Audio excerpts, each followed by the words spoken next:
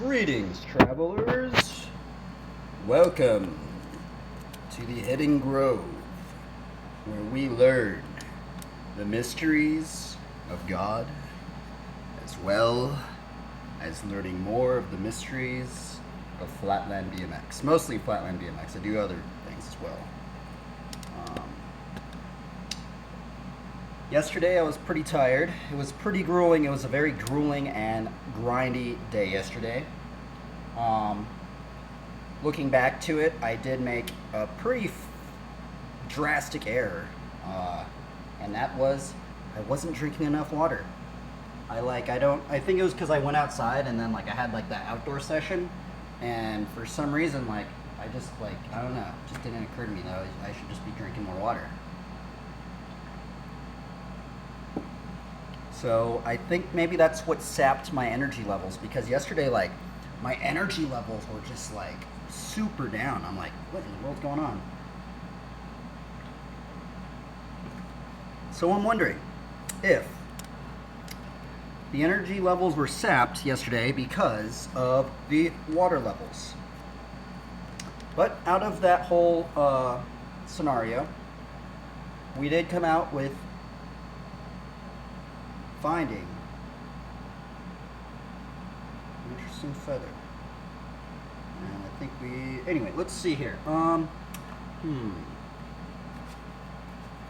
It's getting, by the way, if you do not want to listen to God's word, I'd probably skip the next 40 minutes. We are going to do Bible study devotional to somehow glorify the Lord Jesus Christ in any way, shape, form, degree. I don't know if I'm doing it right, but because of Matthew 5:16, we're going to try and give glory to God. Let's see here. I was actually, I guess we could just do a simple Bible study today. Let's see here. We could even get into, I did write down a question today.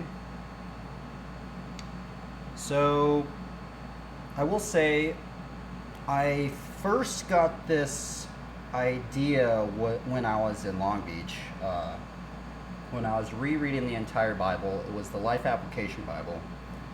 I think it actually might have even been prior to that as well. I brought it up in previous streams, but I think I'm going to continue to bring it up because it's not only maybe an important thing to be said at the moment in our times that we're living in, but also it keeps me motivated to keep riding my bike. And sometimes I wonder if God coincidentally has kind of maybe led me on this path on the bicycle for some weird reason. I think some people might get these strange questions of why I got into maybe the bike and the Word of God and stuff, almost combining the two. Well, the thing is that I used to work at Woodward. I used to be I worked 1 month as a maintenance person, then I did Create Escape for 7 months there, which was an amazing experience, and I'm so thankful for it. But throughout that whole experience, from the first day we got there, pretty sure it was the first day we got there, there was a worker there, and his name was Dustin Oram.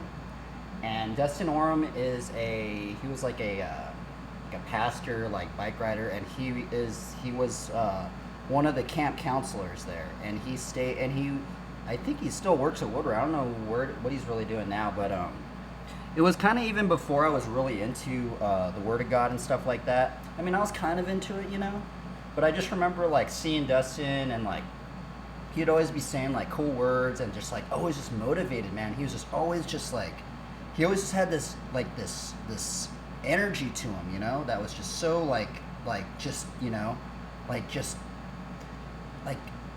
zeal, life, and just joyfulness. And it was just really cool just to just see that, and it kind of inspired me. Now that I look back at it, I've almost kind of forgotten about it, but yeah, that's another reason.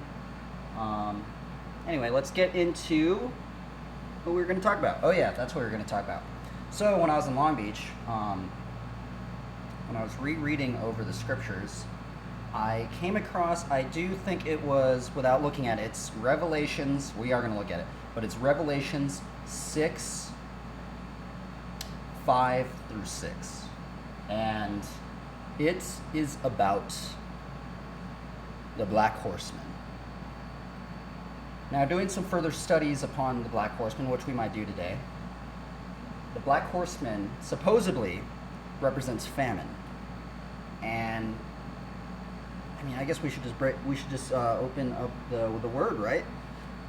Let's get into it. So, supposedly the Black Horseman, from what I've been taught, I think most people, the four horsemen, it's actually pretty interesting, the four horsemen. Some people think the four horsemen, I mean, I've even heard interpretations that, the four horsemen are evil, they're not good. Well, the thing is, I'm pretty sure God summons the four horsemen, so it's almost like they are instruments of God, correct? Maybe I might be wrong on that, but I know something happens. Some seals get open from the Lamb, and then something happens, and the four horsemen get released upon the world. Well, in Revelation 6, which we're going to get into today, as well as another one, I thought it was interesting because we'll read it. Actually, let's just read all of Revelation 6, right? Okay, now we'll read Revelation 6. Now I watched when the Lamb opened one of the seven seals. Actually, should we read the King James Version? Maybe that's what we should do, huh? Let's read it in the tome. Let's break out this one, huh? Actually, I've never read this one in this one. So, I've always read that one, right? So, what in the world is that? That's weird. What's this? Look, it's an axe in the Bible. The heck is this thing? What does it say? Be doers of the word.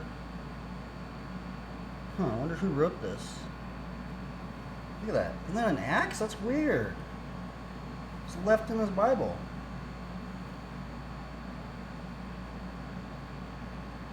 What does that say? I don't know what that says. I can't really read that, the second writing, but it says something on it. Be doers of the word, not...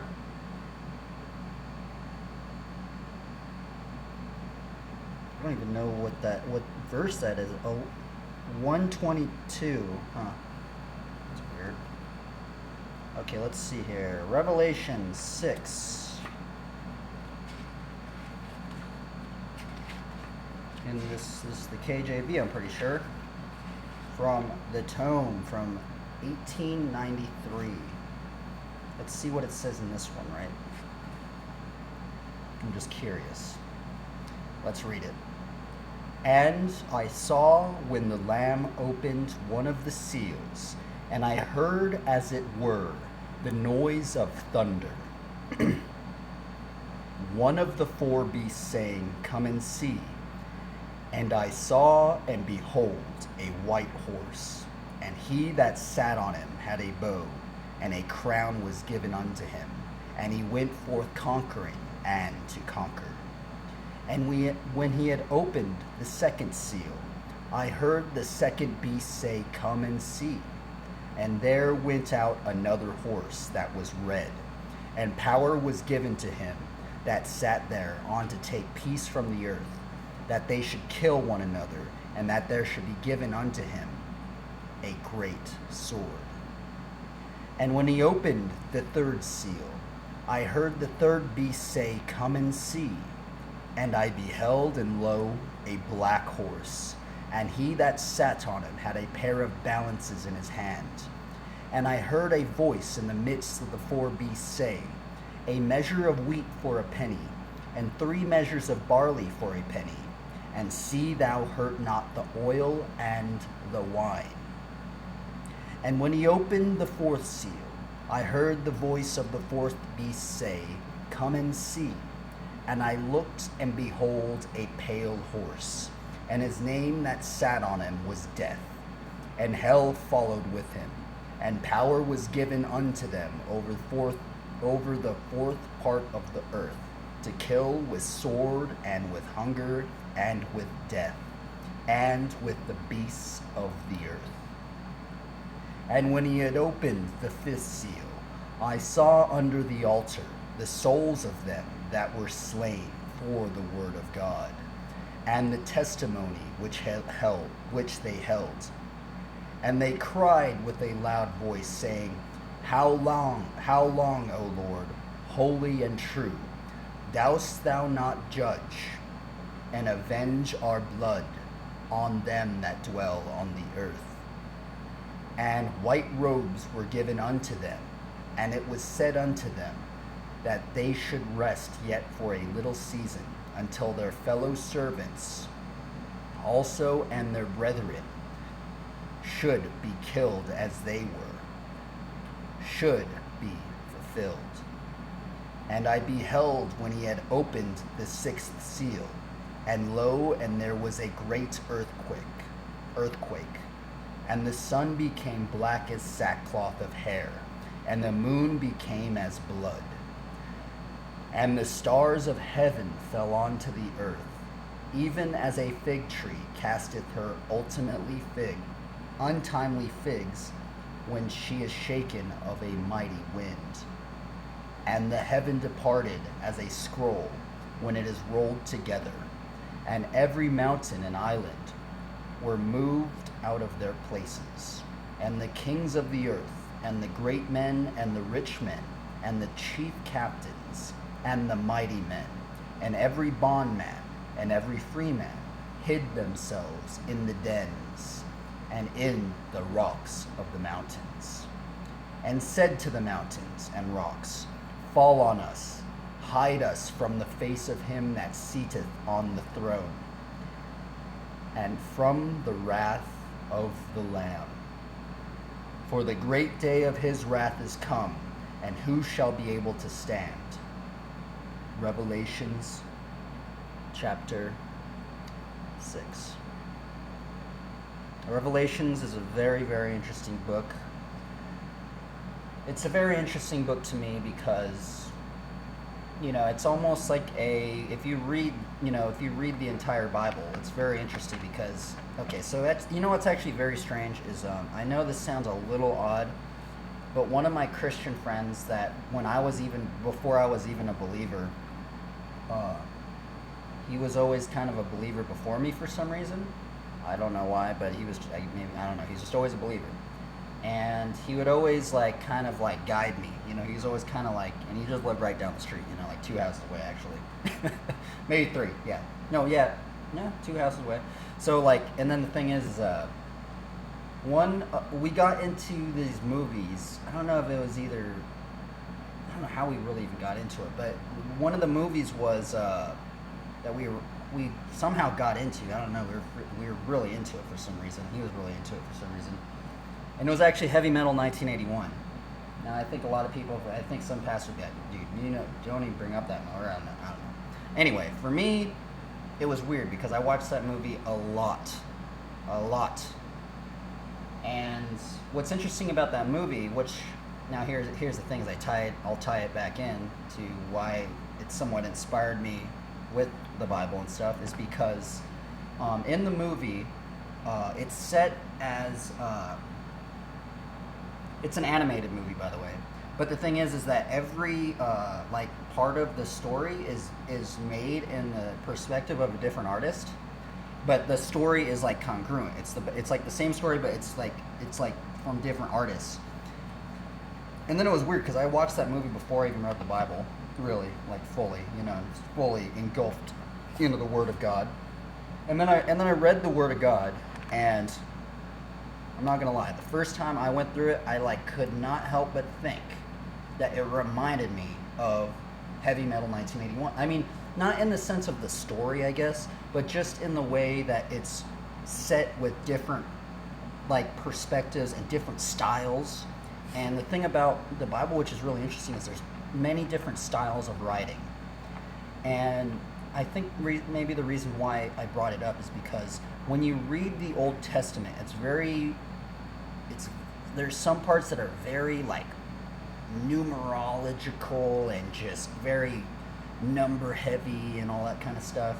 And and then there's some parts that are just so like bizarre, like it's so, like a freak, like you just took a trip, man. Like you're like, what in the world's going on, dude? Like you are literally tripping, like some of these people, and it's interesting. It's very interesting. Some of the visions that they saw and all that interesting stuff.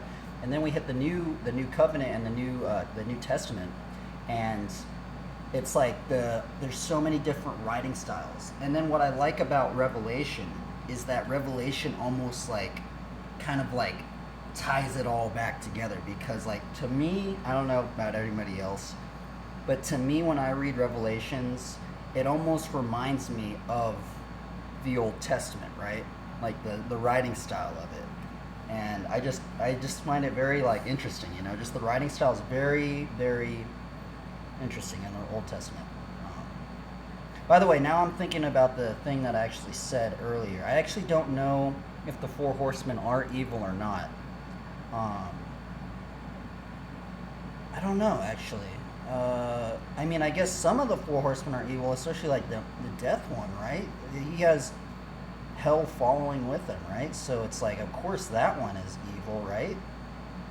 But then it doesn't make sense that, I mean, I guess we're gonna have to go into why the seals get open in the first place, right? Like, why do the seals get open? I guess it's the judgment of, right? The judgment on earth or something like that. We're gonna have to go into some more Revelation stuff. It's kind of weird because here's another thing, is that a lot of pastors from the churches that I've attended and still attend, they don't bring up Revelations that much. And I'm just like, I wonder why. Like, is it just it's too gnarly of a book? Is it too controversial? Is it just, you know, unfavorable to the masses or something like that? But anyway, we're going to go into what we were talking about, why I even brought up this verse. And it was because of this right here. I actually wanted to see what the King James Version said. And this is chapter 6, 5 through 6. And when he had opened the third seal, I heard the third beast say, Come and see. And I beheld, and lo, a black horse. And he that sat on him had a pair of balances in his hand. And I heard a voice in the midst of the four beasts say, A measure of wheat for a penny, and 3 measures of barley for a penny. And see thou not hurt the oil and the wine. Now let's look at that verse, that last part. See thou not hurt the oil and the wine. This is something I've never heard any pastor really talk about. It's weird. I've even looked this verse up right here. And it's really strange because I've looked up, if you look up like commentaries, some commentaries, they say, oh, well, the oil meant anointing oil or you know, just olive oil. But then what I just find just so eerily ironic is that, okay, so the black horseman represents famine. Famine is like, let's look up the definition of famine. What is the definition of famine? Famine is like a lack of, right? Because when I think of famine, it's a famine, normally it's food, right? So let's look, I don't think I've ever really looked up the definition of famine. Famine definition: extreme scarcity of food. Okay, that's what I thought. Actually, I was going to think, can there be a famine of everything? Well, the definition says it's an extreme scarcity of food. Which actually makes sense now, because also the Black Horseman does say a measure of wheat for a penny and 3 measures of barley for a penny. And so some people have said that this was to be basically a day's wage for some food. So, and he's I think, take my word for salt, this is what I think of this is my own opinions of the scripture, I guess. Is that food prices are going to go up because of, I guess, famines on the land. And what's very interesting is about our modern society, is that our modern society, we use, okay, so look at our modern society, how it's set up right now. Look at how many, the highway systems, look at all the cars, you know, and look at how some cities are in places that are very arid and desolate. Like literally, humans would not be living in some of these areas if it were not for oil transporting food and their necessities to them. And the thing about the Black Horseman is he gives us a commandment. He actually gives not a commandment, but he gives us a warning. See thou hurt not the oil and the wine. And it's just so odd to me that, okay, so here's the thing. If you watch, then I started getting deeper into this. I started looking up, you can look up on YouTube right now, what happens if oil runs out on Earth, YouTube. Search, boom, watch every single documentary. Basically, if not every single one of those documentaries that has some predictions of what would happen if oil gets damaged, oil runs out, you know one thing they always bring up? They always bring up food. Food production, transportation of food, all this stuff, what's going to happen. And it's just so ironic that the Black Horseman warns us that right there, it's just like boom, right there. And it's just so weird, and oh man, it's so strange. And then when I was in Long Beach, like a lot of people in Long Beach are really about bikes and skateboarding and stuff. I did encounter this one guy, guy for I think he worked for a bike company or something, not like BMX, but actual like road bikes and stuff. And he said something along the lines of oil industries and then the bike industry, and then went into some, I don't know, weird mix up like that. And then it was weird because then I had all my artwork stolen, and I basically had my soul taken from me because I had all my artwork. I went out there thinking I was going to get a job at Blizzard or something like that, as an artist. That never happened. I actually went on to a whole different path. It was completely bizarre. Ended up living in my car for 3.5 years. And then it was weird because the night that I had my stuff stolen from me out on the street, they took my bag with all my belongings, all my artwork and stuff. But for some reason they didn't steal my bike. And I was just what in the world? Why would that, it just doesn't make sense to me. I was I don't know, it's just weird. And it was almost the verse of there's a verse, I'm gonna have to bring it up now so it doesn't seem like I'm just making it up, but it's there's the verse of something pruning, God prunes you. Pruning Bible verse. And there's something about God pruning people. And okay, so yeah, it's John 15:2. Now let's read the verse. What is it?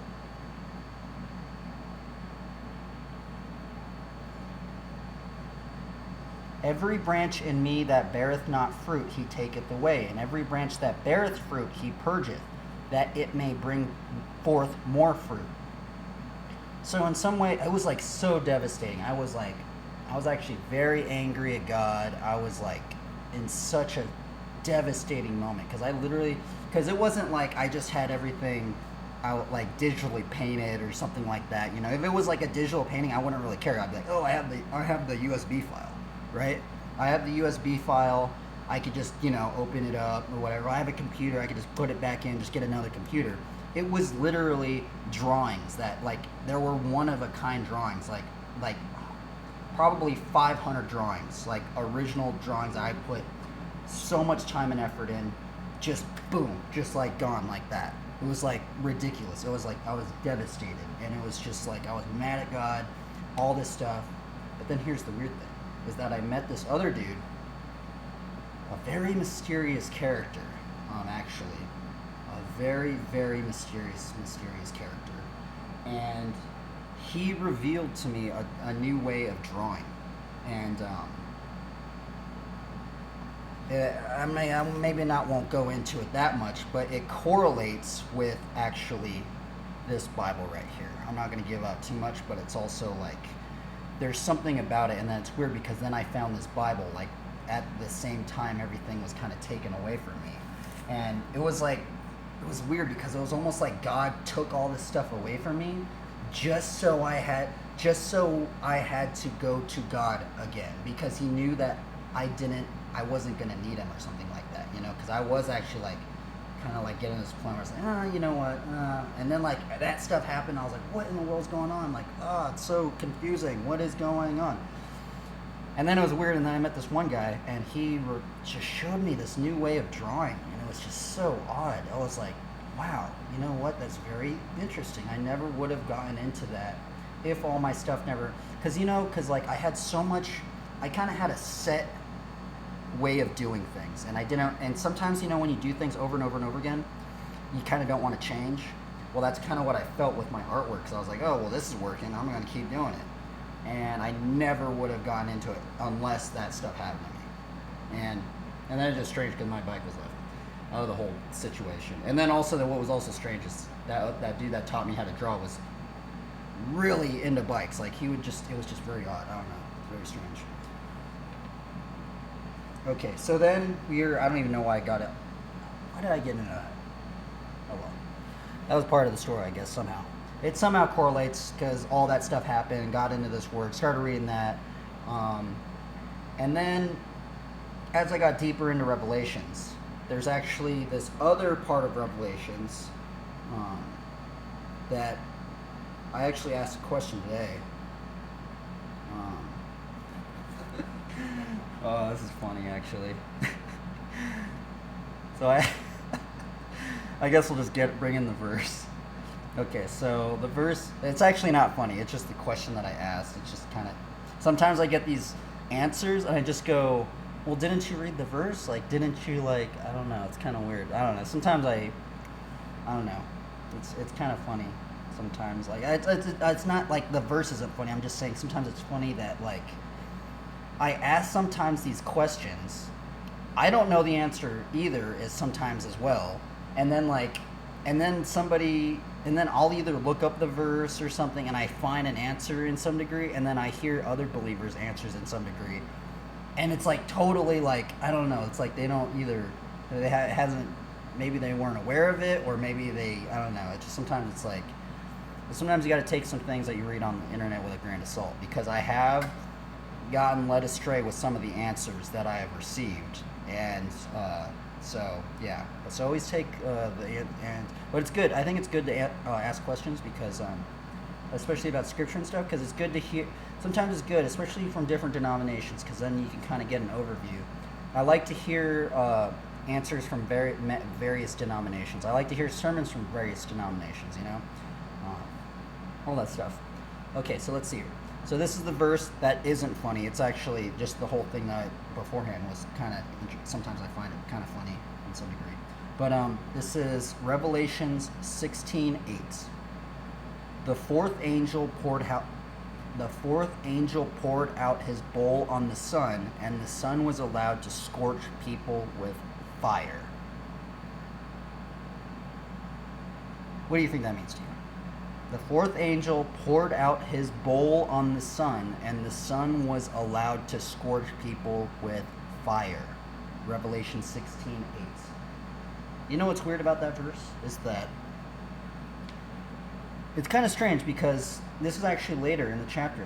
So we just got into Revelation 6 about the black horseman telling us not to damage the oil, all that stuff. And what's weird is that later, 10 chapters later, actually, the angel goes in, and there's basically something. So basically, in my own mind, the sun wasn't able to scorch men with fire, but something is going to occur, and the sun is going to start scorching men with fire. All right. Well, then I started looking deeper into this verse. This is actually commentary. I put the commentary on the question as well, but the commentary is from BibleRef.com. And it starts out like this. What does Revelations 16:8 mean?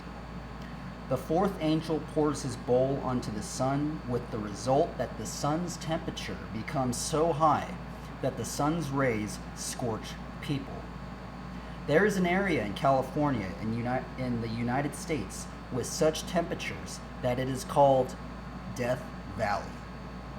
It's not uncommon for sunlit rocks and paved surfaces around the world to become hot enough to cause serious burns.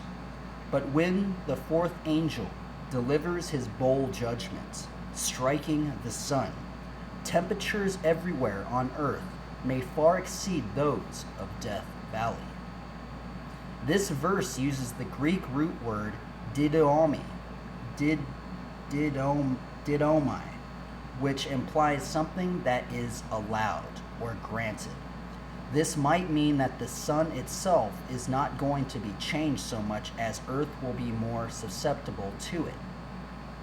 In other words, this bold judgment might mean something previously restraining the sun's potency, such as the ozone layer, will be crippled, allowing the sun to scorch the earth. Looking at all these environmental judgments together, one can see how they combine to create extreme conditions, death and decay. From earlier judgments can interfere with Earth's natural defenses against solar radiation and temperature change. Earlier judgments, boom, Black Horseman tells us right there. In this judgment, life-threatening sunburn and perhaps skin cancer may be common.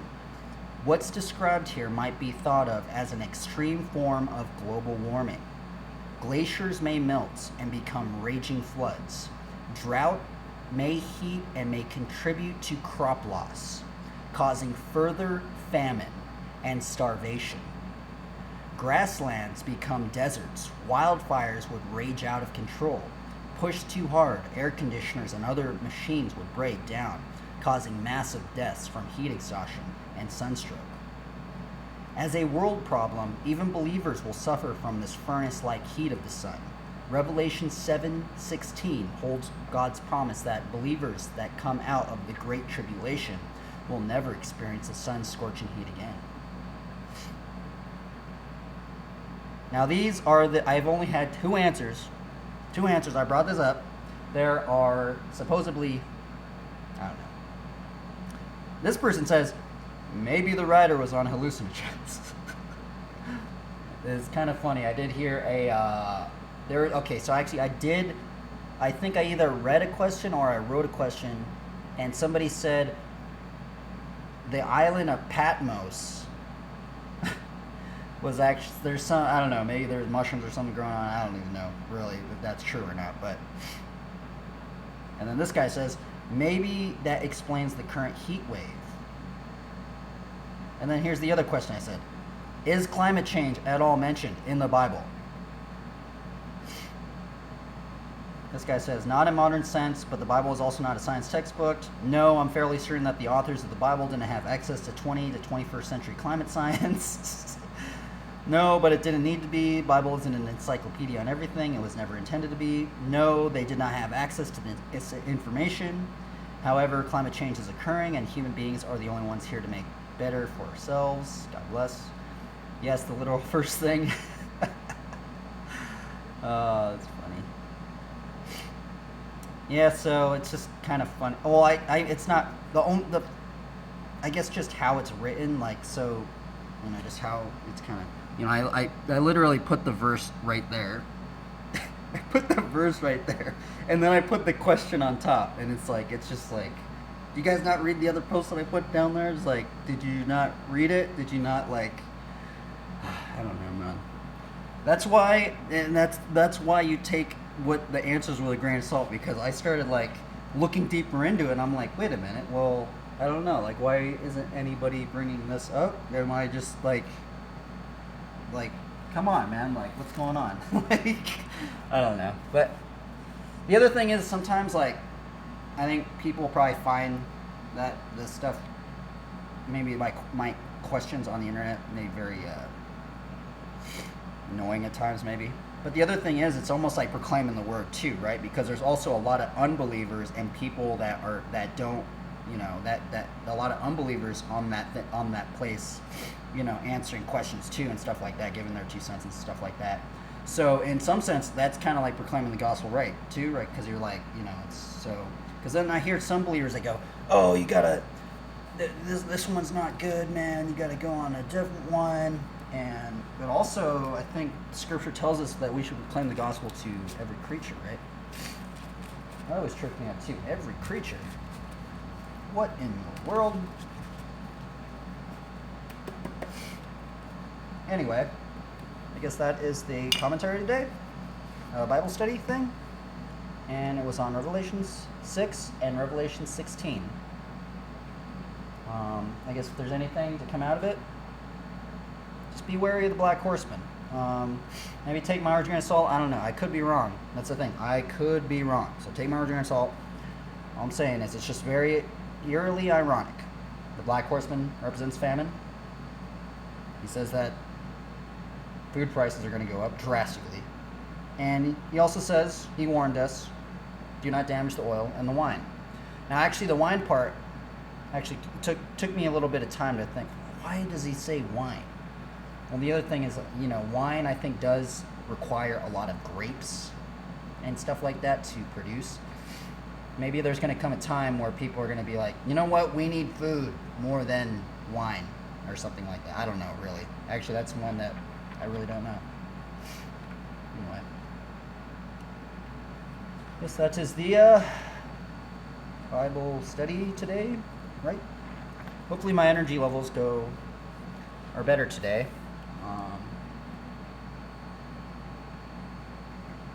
But we did come out of it with, we're going to do a card reading as well.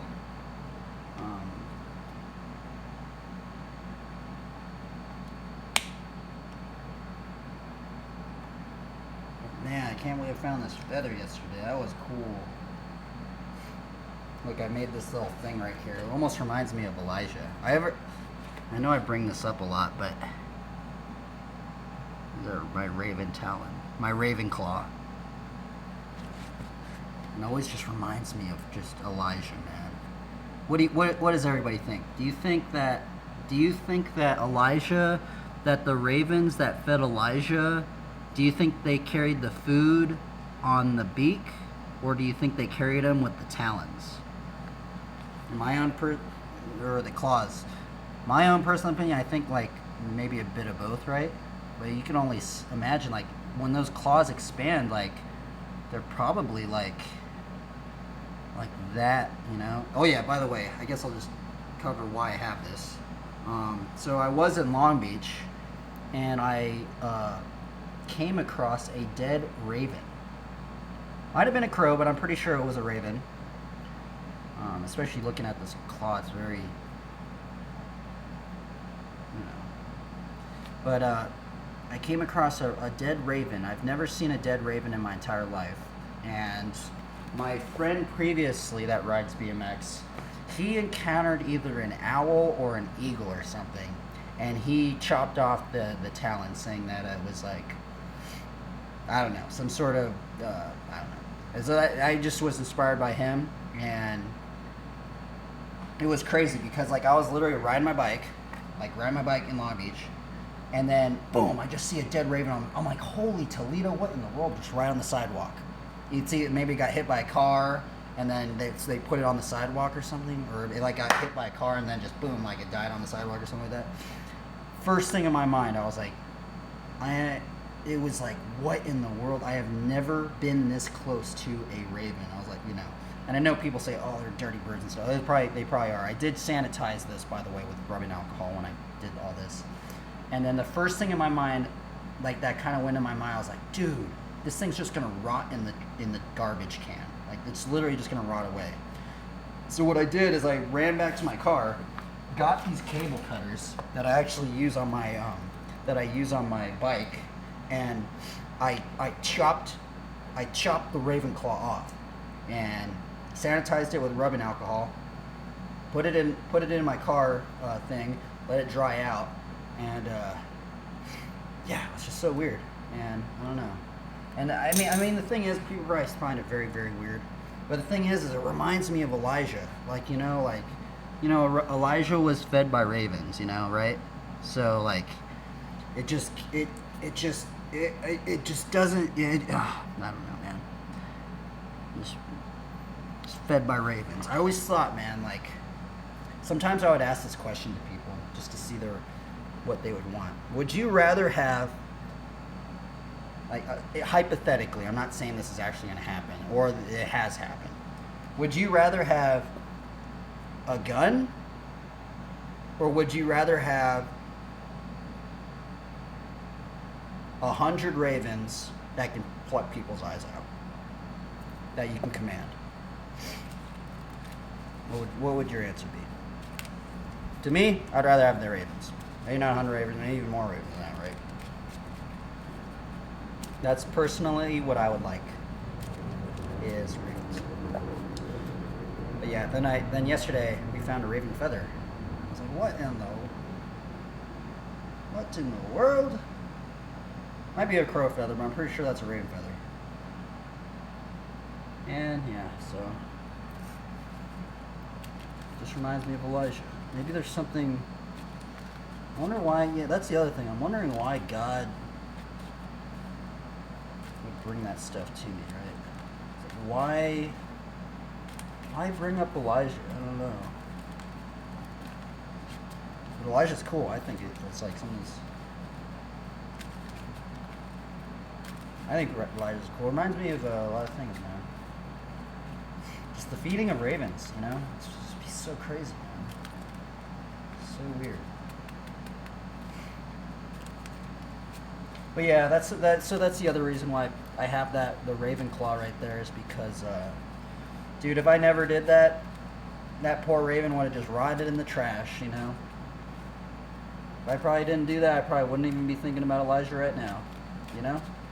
Like, so that's why I did it. I know people probably think it's really weird and bizarre, but. And you know what? I also kind of like Ravenclaw and Harry Potter too, so. Right?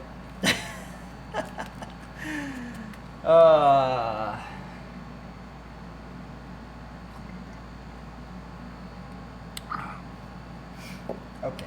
Okie dokie. Shuffle these cards up, see what we draw.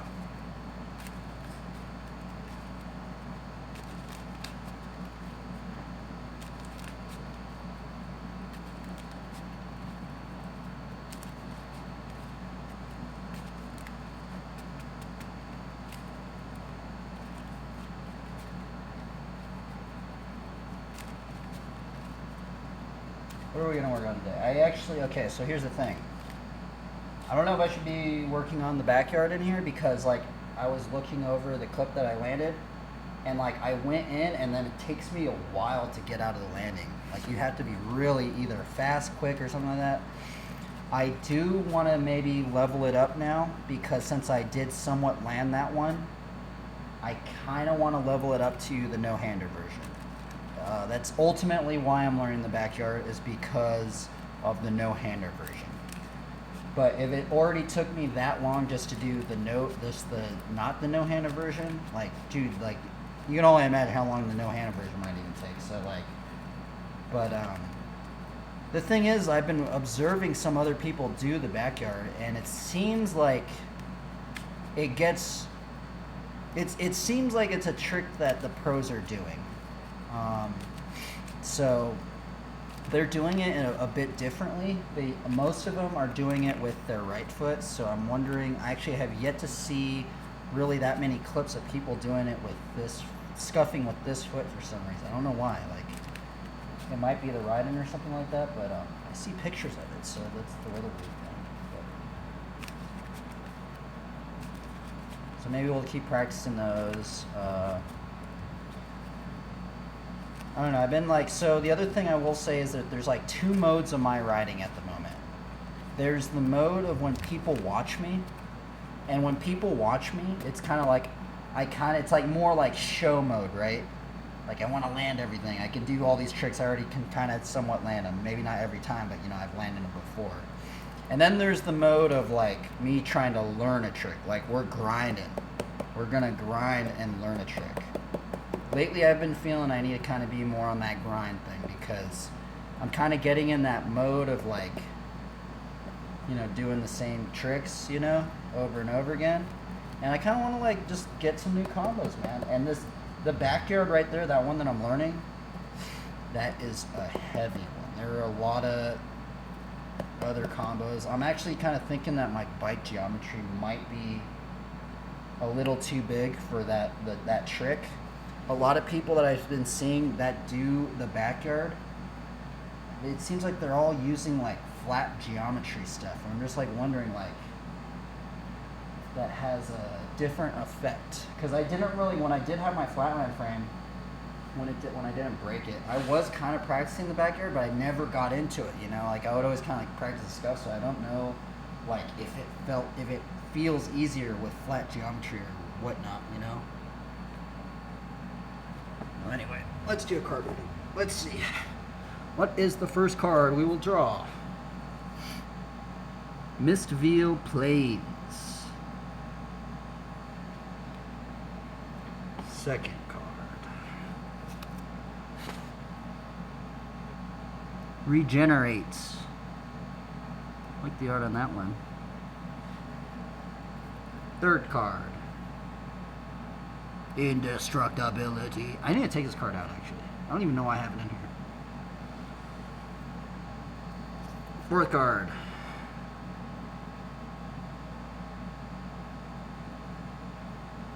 Amara Tondras. Fifth card. Bant Sherblade.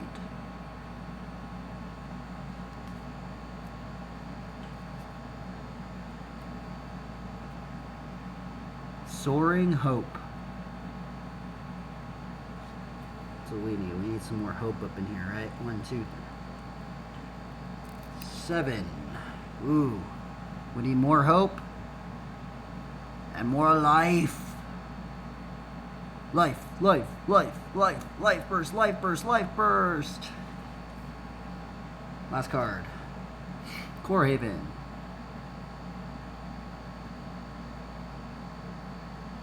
This card's gnarly, actually. You can reduce all the damage you take with that thing. That was the hand of today.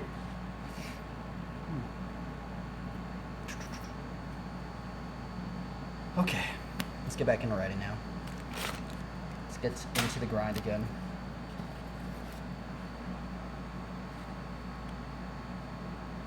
Man, I wish there was like no copyright on music. You know? I mean, I guess I could just listen to it in my headphones, right? I guess I could just do that.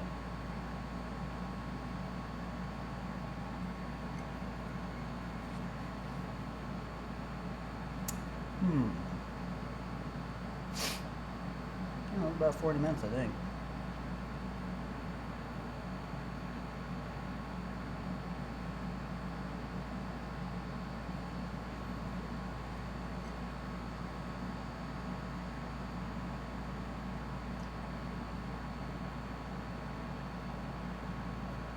Man, yesterday was brutal. I am feeling the effects from yesterday, that's for sure.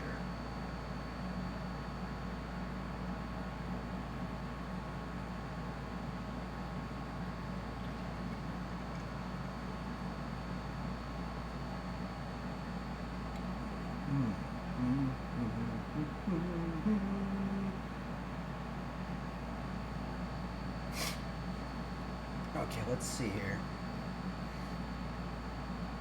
Let's put some music on.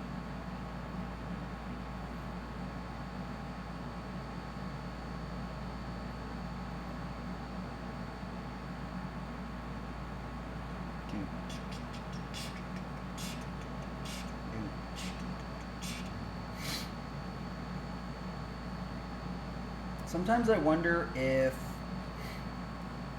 like cars are affecting the bees. I don't know. I don't study that stuff.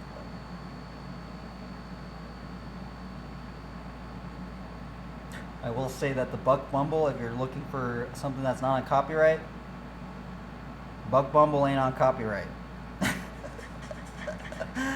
We're gonna listen to Buck Bumble. And it ain't on copyright.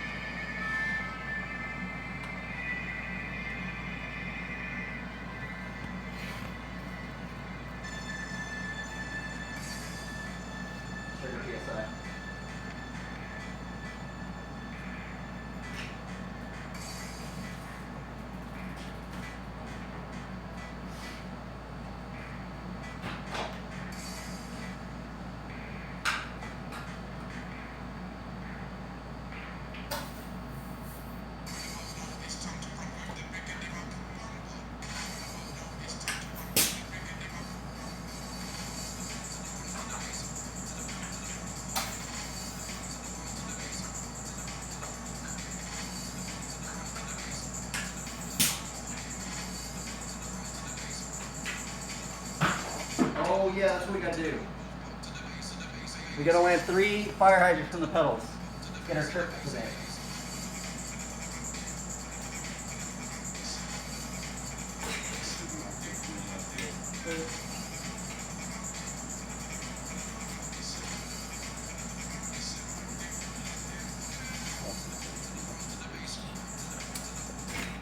See how long it takes to get a triple today.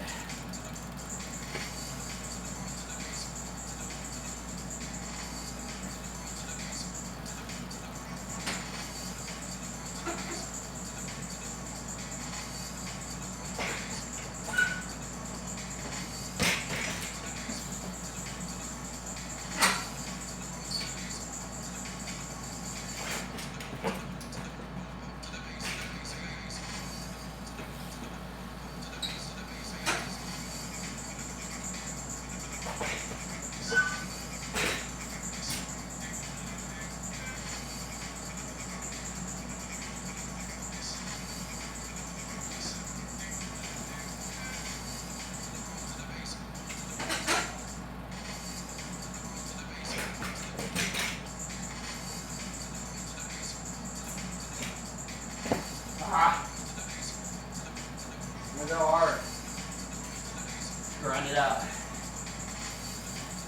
Full commitment. Not slack.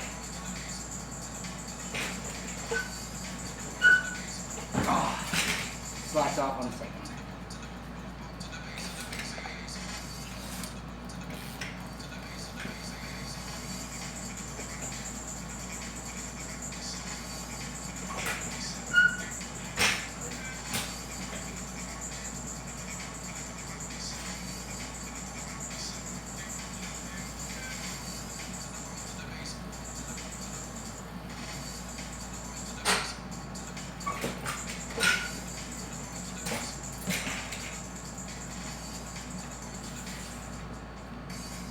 My hands hurt today.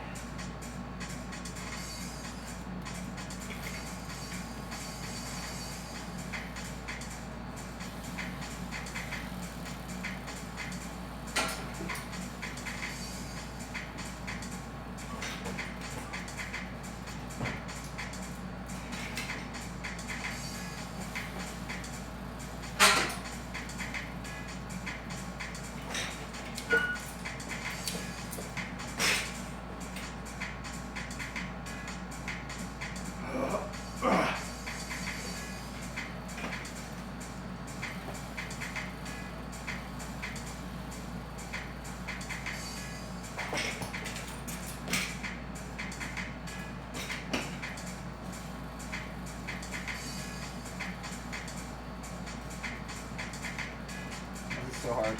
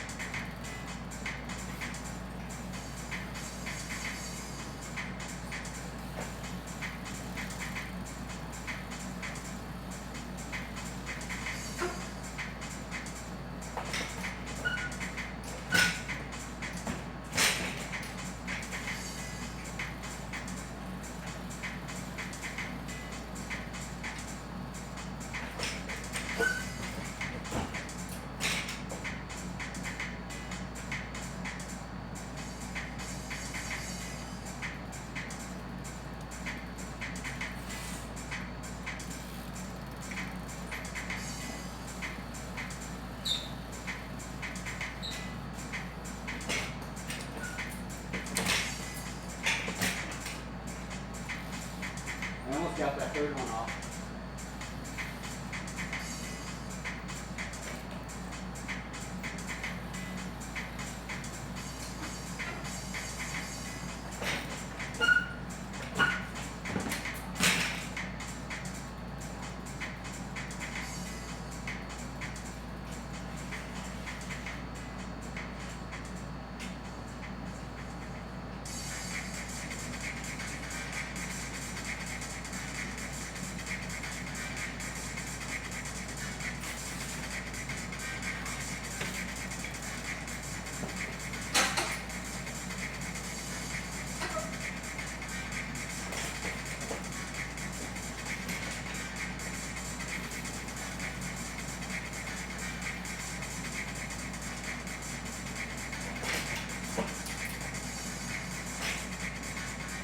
adjustment breaks me now. Do like really, really tight.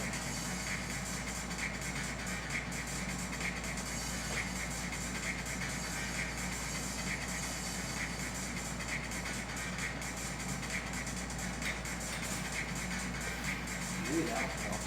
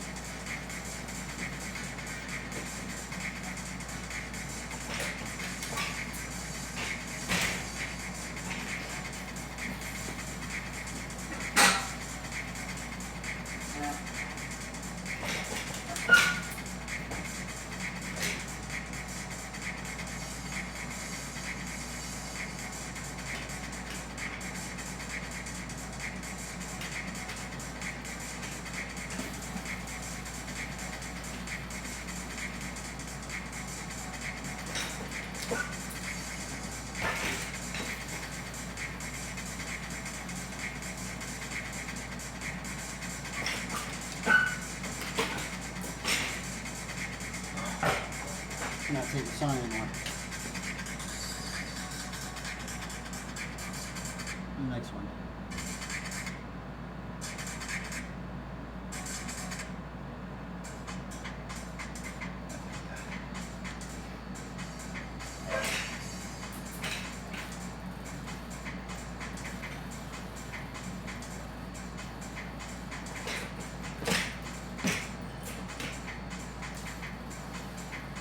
Dude, the triples are so impossible at the moment.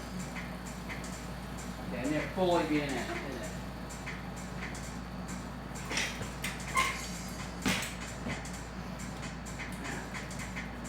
It just seems impossible to get this trick consistently. I don't know what I'm doing wrong.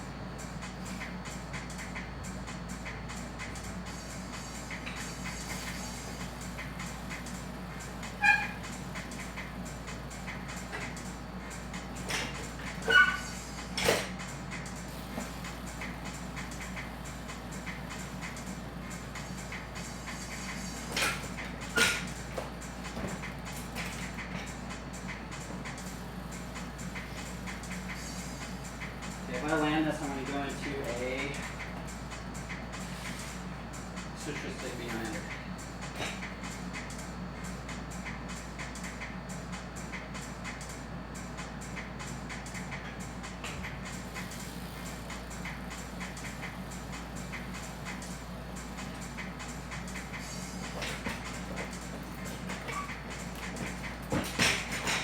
It's almost it.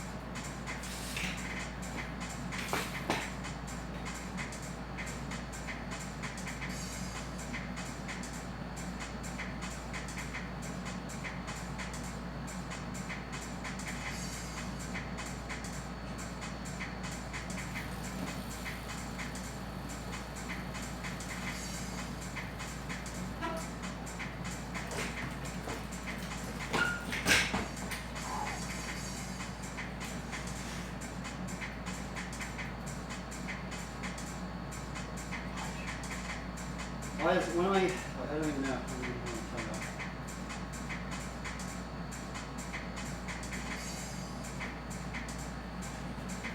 I wish more people did this trick, and they can tell me what I'm doing wrong. What am I doing wrong? Does anybody out there know what I'm doing wrong? It's ridiculous.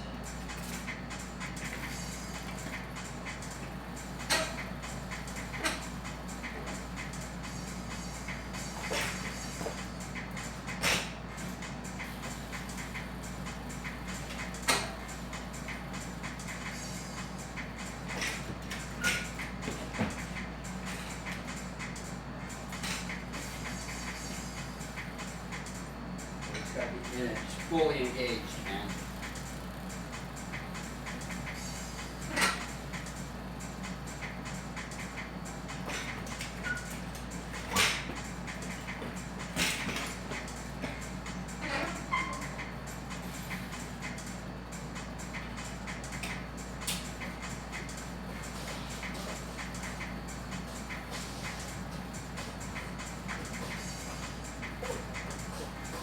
What do you got?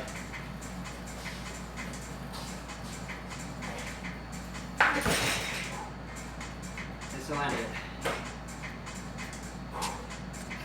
How long did that take? Oh! That was my triple for the day.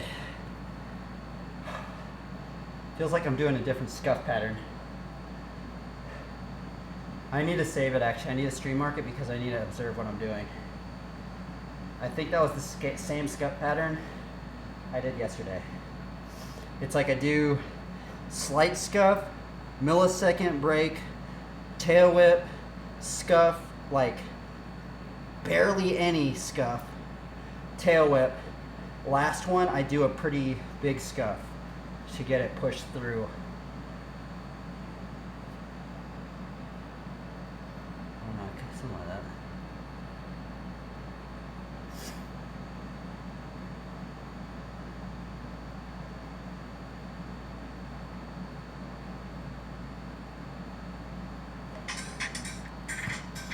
I kind of want to land another one just to, let's see if we can land another one. Just want to get another one, see if I can grind another one out. Maybe that might cement something in my mind, right?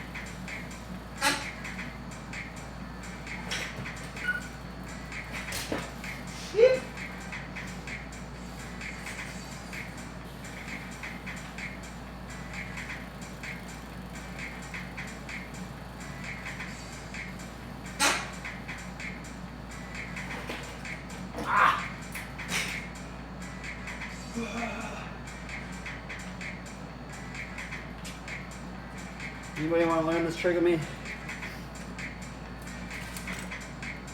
Tell me what I'm doing wrong.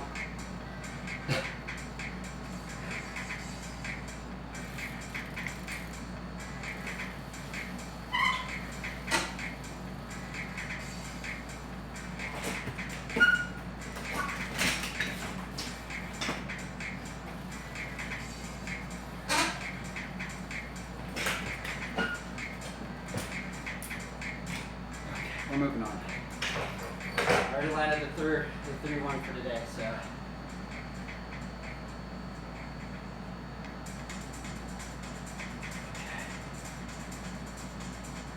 What are we gonna work on now? I might just get into another grind in the backyard.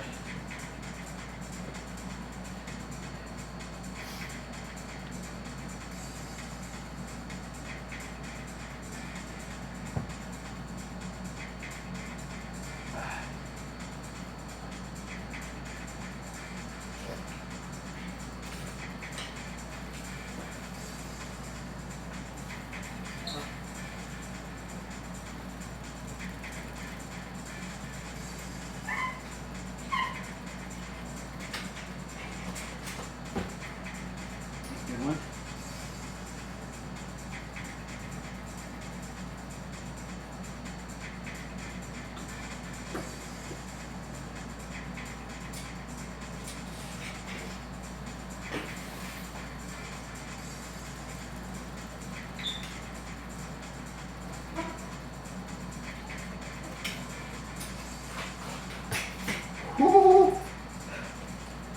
A freaking 2 or 3 hours I put into that trick are really paying off, I think. Finally get into it more.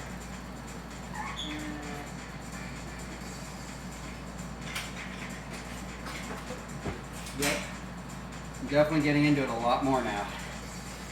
Something happened in my muscle memory.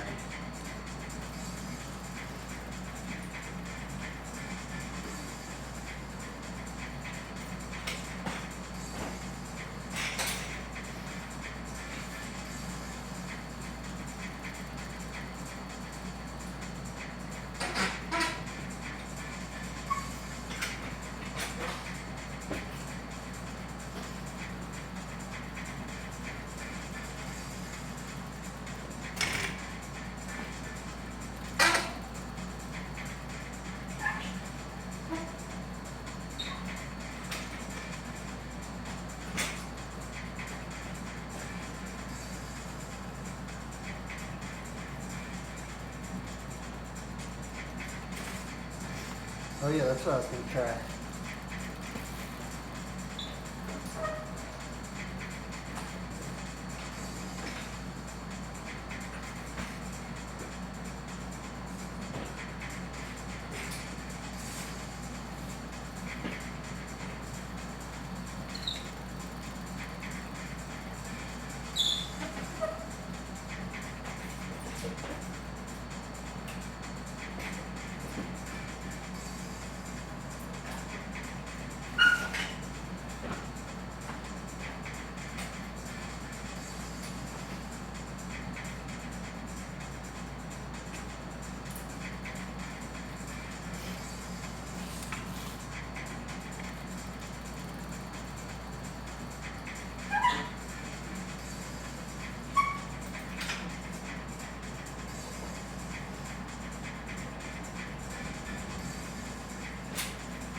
Maybe we should just run like a body burial. See if we could just do like some sort of strange body burial.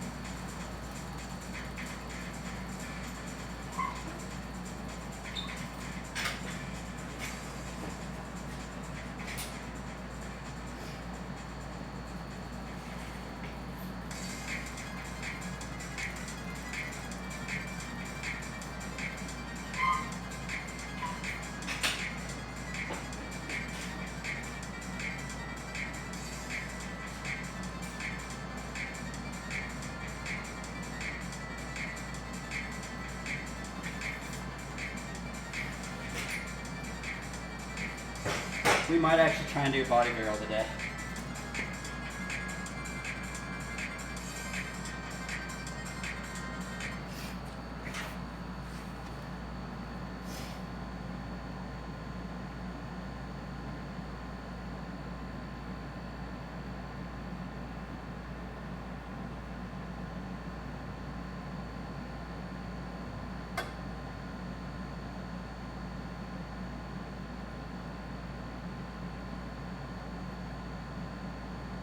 Put the coals here right where I have mine.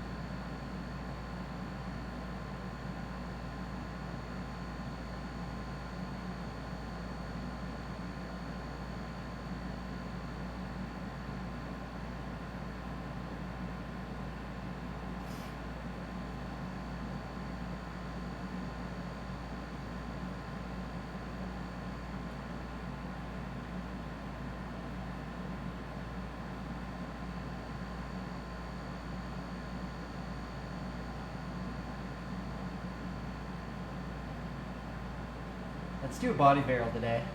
I think I'm gonna just see. I'm gonna just do it all day. See if I can land one.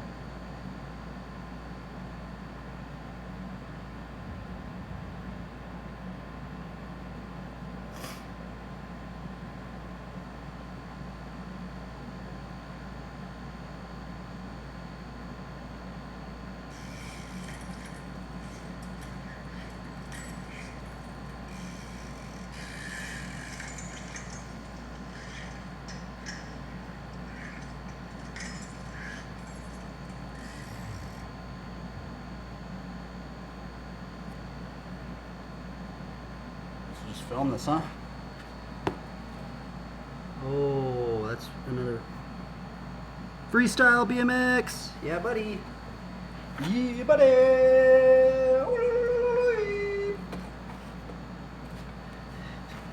You ride BMX, dude? Save the earth, ride a bicycle. We're gonna do a body barrel today, hopefully. Let's go.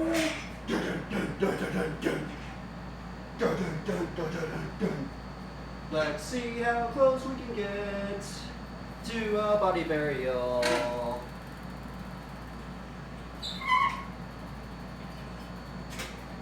Okay, so I'm just gonna practice it. So I think if I put my foot right here, put my foot over on that side.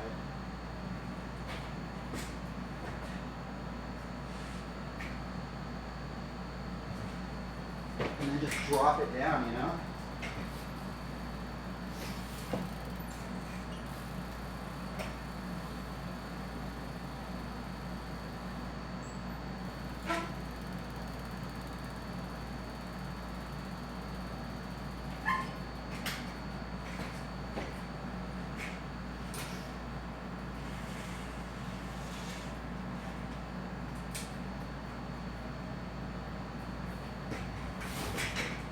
I actually don't think it's doable. It might be. I'm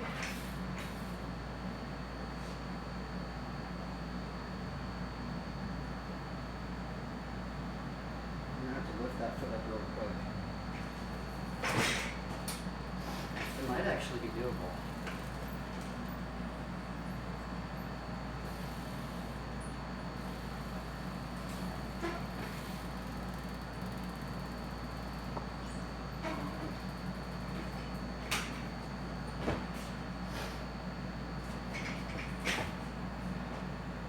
Just gotta be really quick to the draw with that other foot, maybe.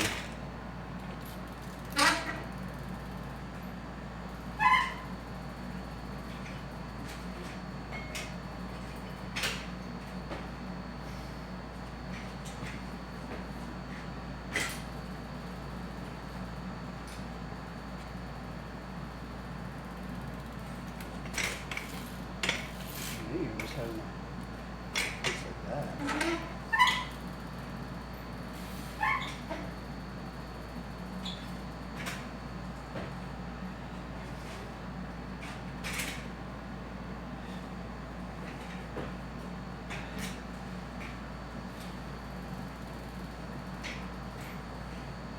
That actually might work right there. Trying to figure out how to do this.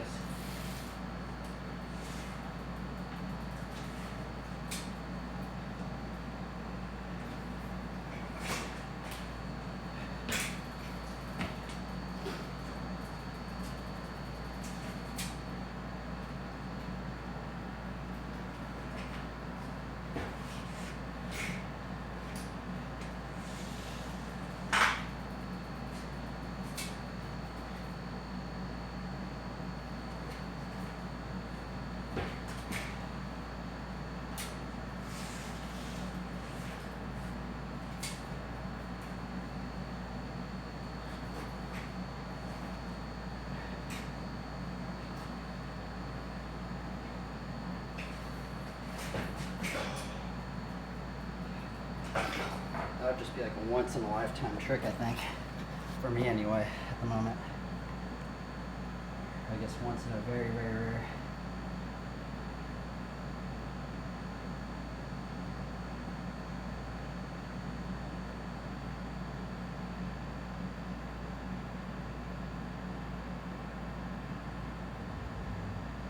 Oh, dude, it's doable.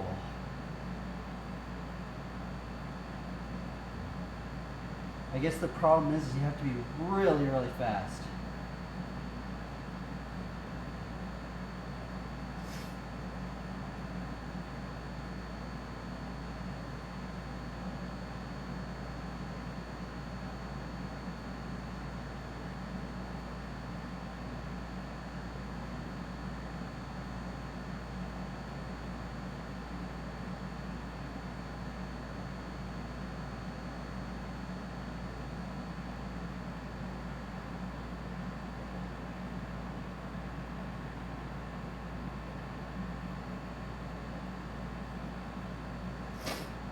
Now let's just do the no-hander version, right? I don't know if I can land the body very well.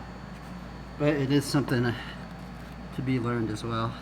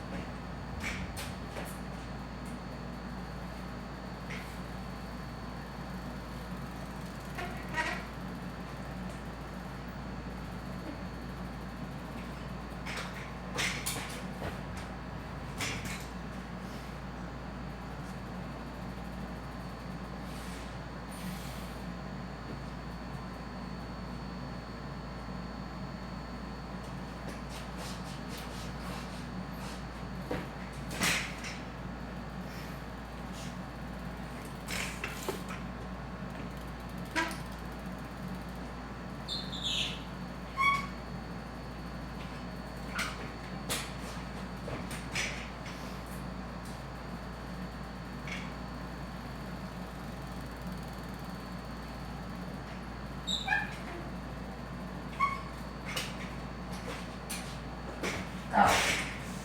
My elbow. Pretty good attempt at that. Oh, I hit my elbow on my arm on my bar.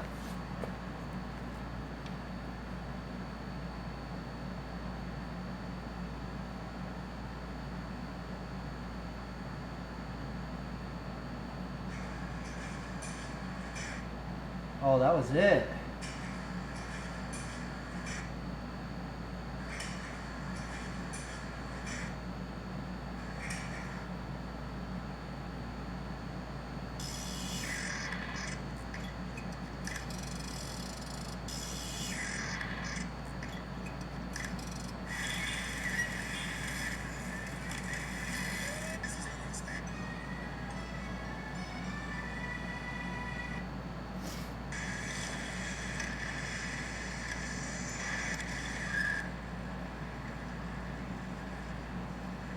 Jeebus, holy Toledo.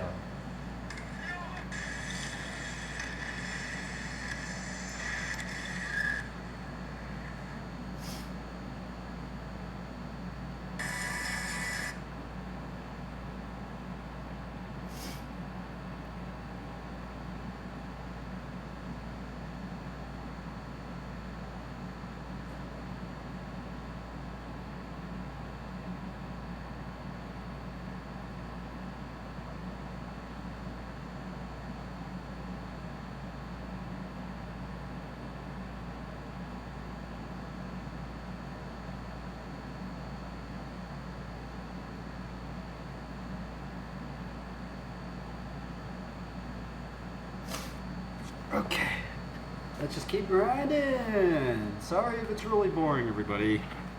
We're taking an in-step look at how we learn a flatland trick. Just straight devotion grind. You gotta be devoted to what you want to learn. Right? Something like that. We're gonna do backyard social.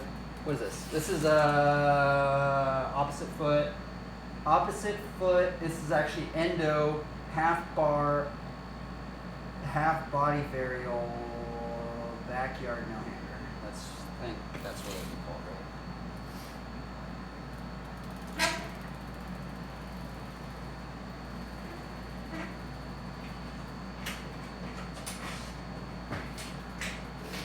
I can definitely kind of.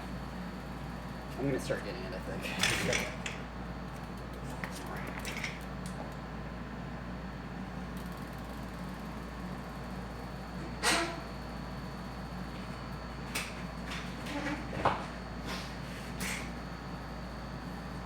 Even if I just do like a hot potato. Even if I do a hot potato no-hander, I'll be happy. Hot potato, hot potato, hot potato.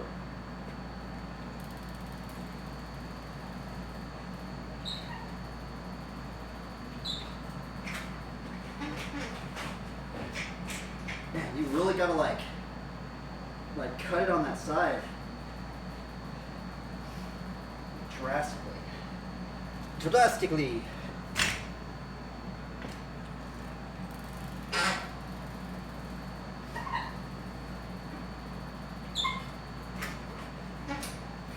Woo.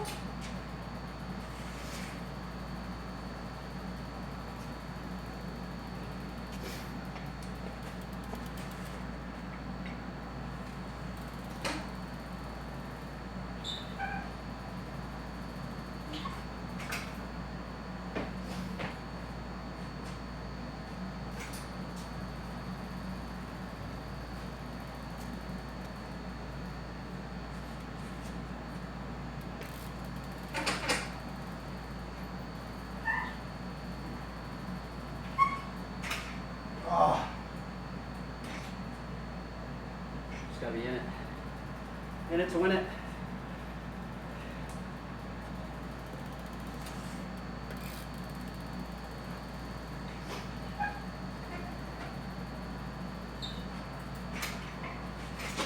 Ah, fudge.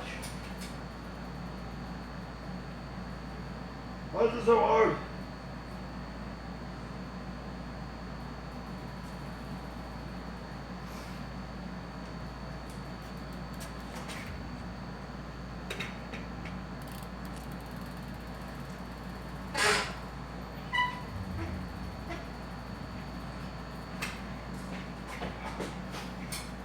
Okay, I'm losing it. I gotta like.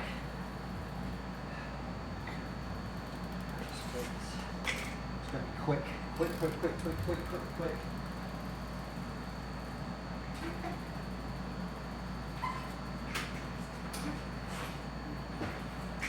I can almost.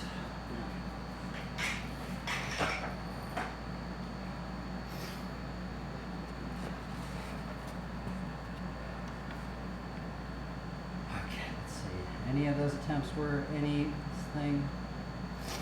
I'm just gonna delete them all. Dude, I'm so close. Like, you just gotta be like, boom, just like fast. No hesitation, just fast.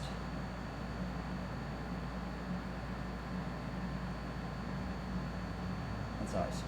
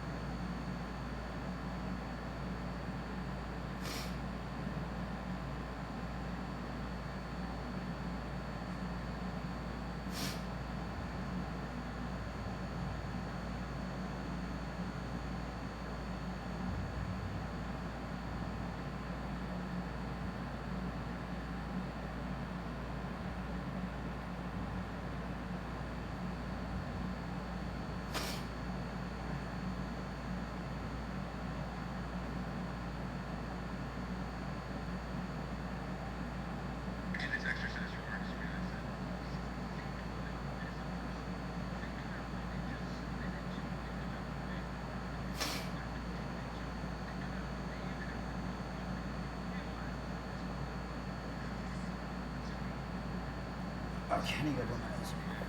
Hey, yo, papa.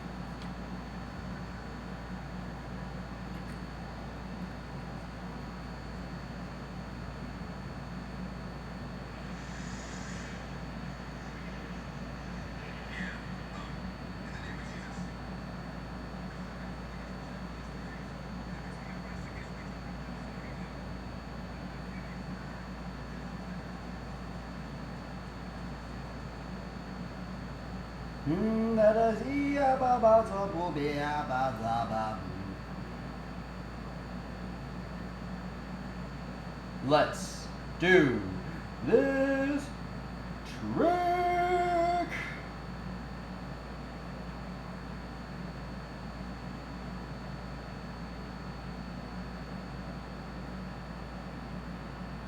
Oh, that's another thing that he does. He pushes it down on his on that other side. Oh.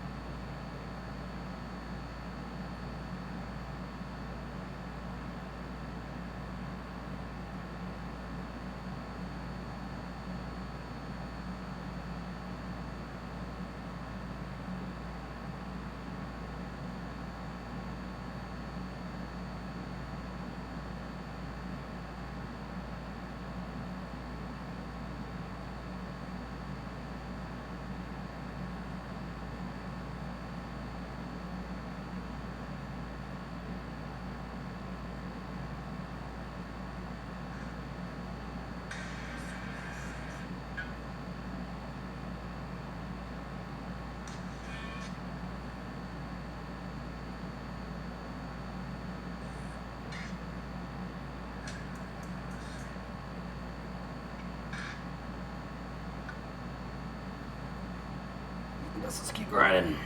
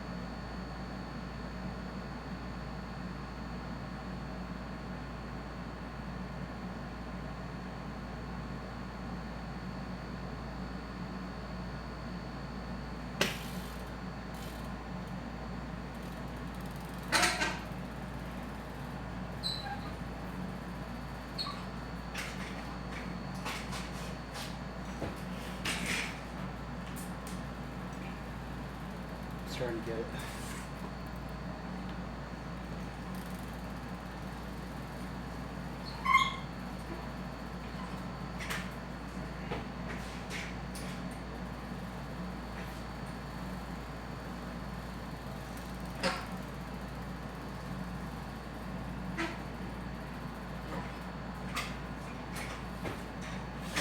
Man, you gotta be quick.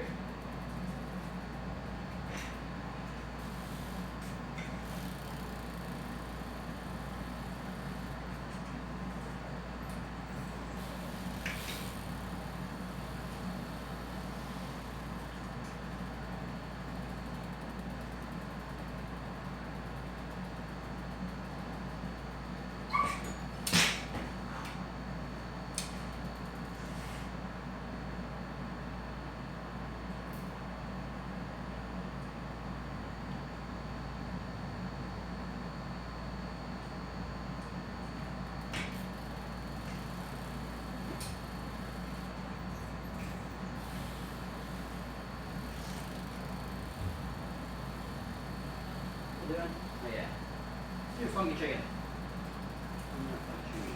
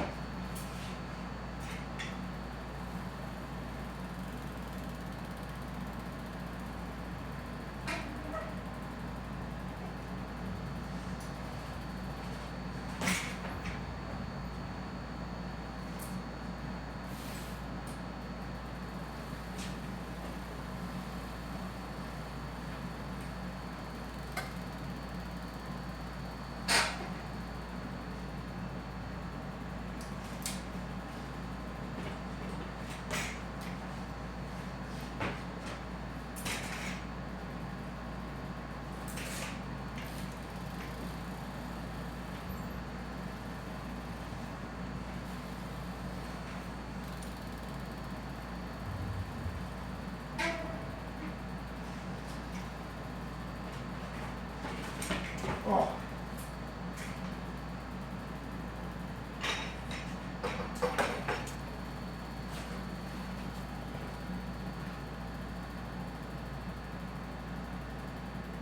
Doesn't look like.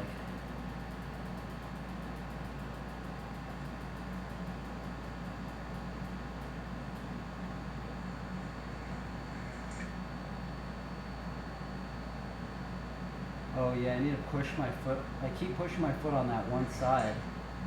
Interesting. I haven't really taken notice of that early.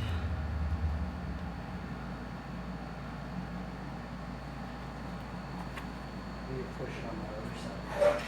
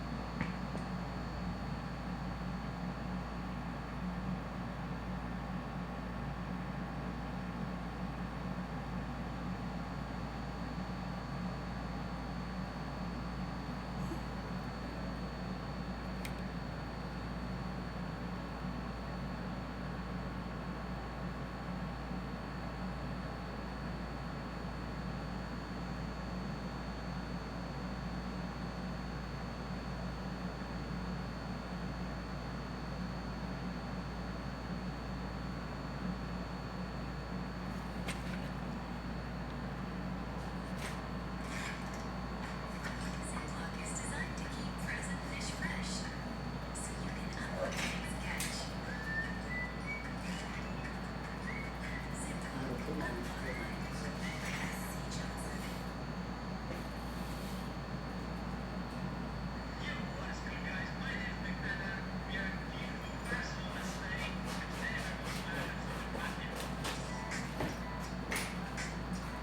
makes way more sense.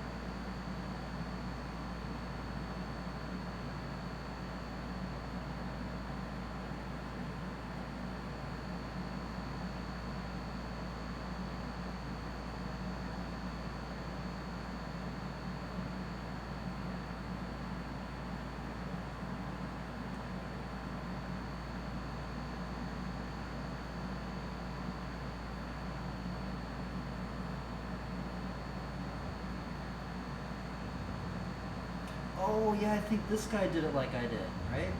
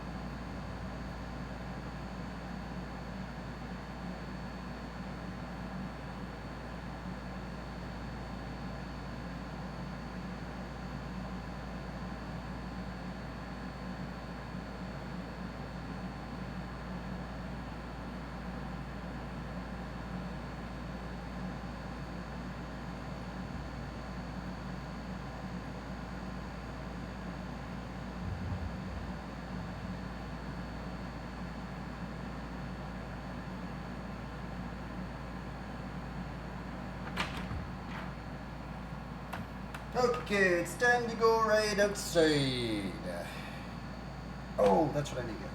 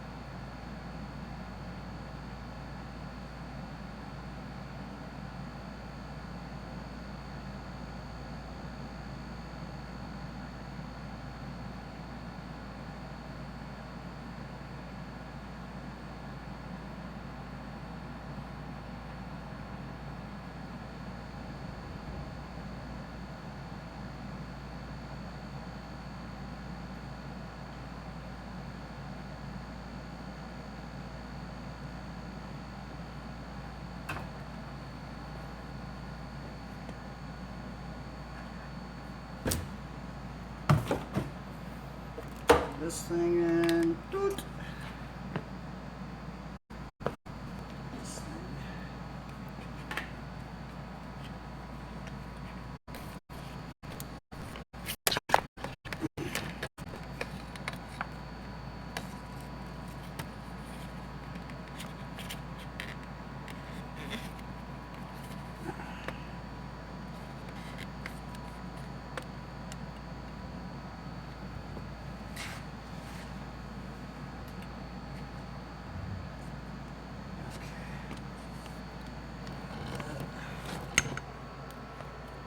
Oh yeah, I need to change the brightness setting on this thing before it got there.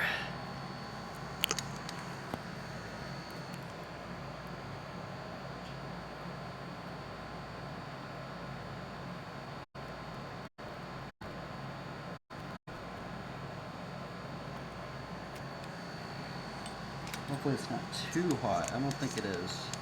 I think it's about 10 degrees cooler, so.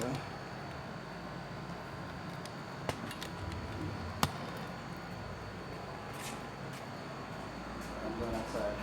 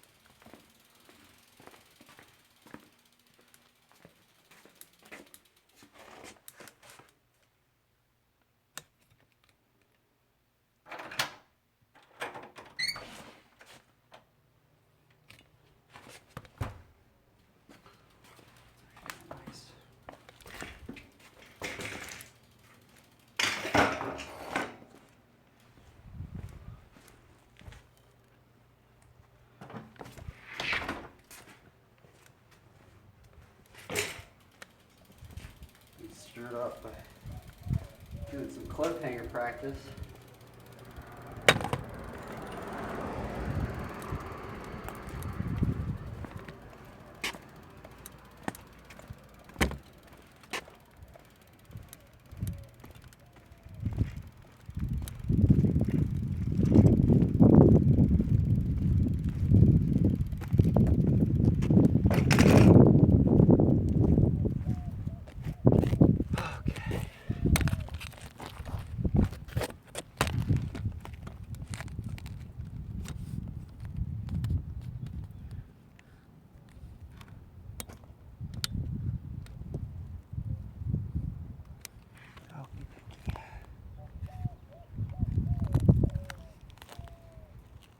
Oh darn, did I not?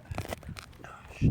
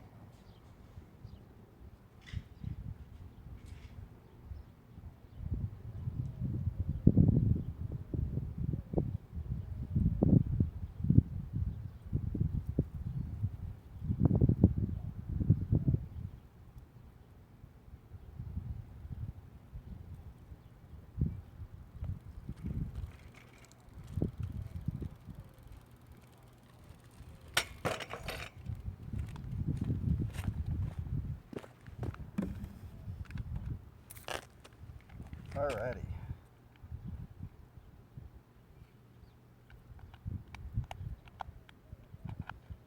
We are getting back into cliffhanger practice. And my mate's here. I think I can be a little bit more out, so I can kind of crash my bike a little bit more.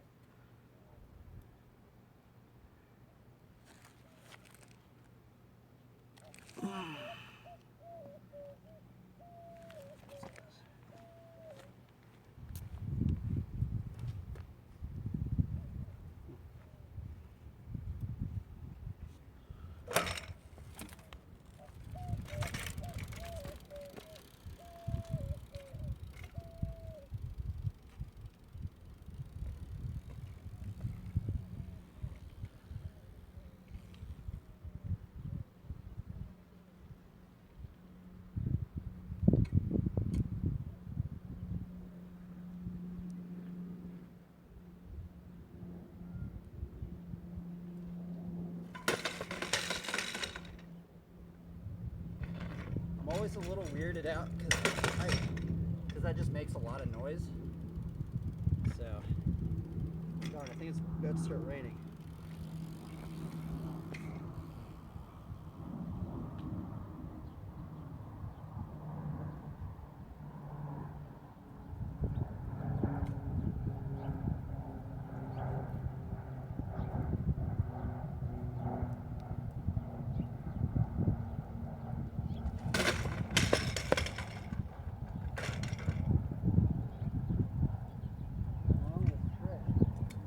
Why is it so hard? What am I doing wrong? Why are all these tricks so hard? People do them so easy.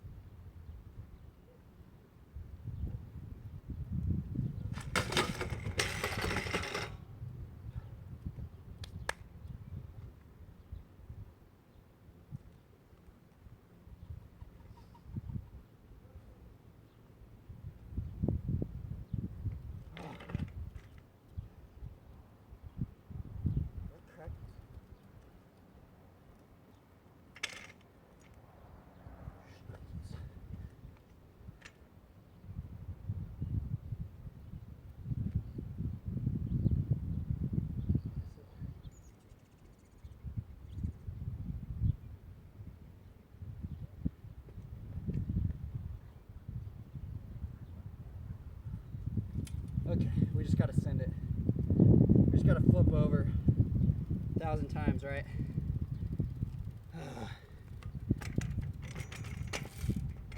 Those people that have, I don't know, man. You guys make this trick look way too easy than it actually is. I don't know if I'm just bad at this trick.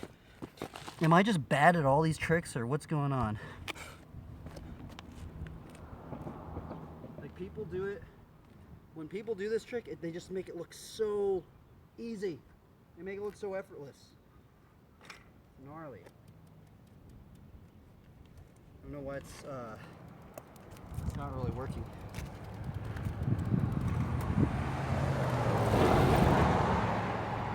Let's keep going.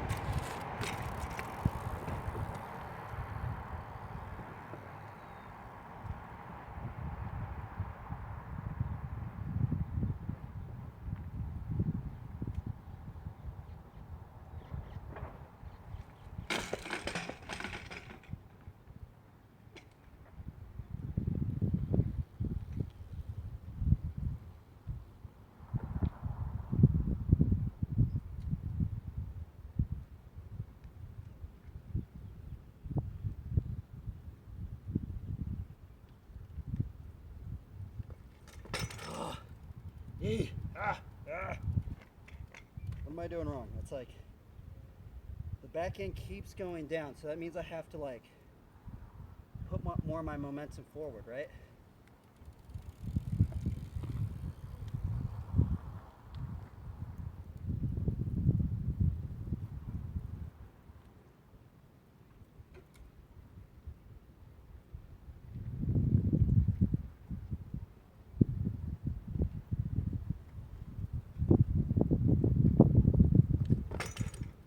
I think I need to do it like more early. I'm kind of like doing the hang 5. I think I need to just do the hang 5, just try and get into it, right? Maybe.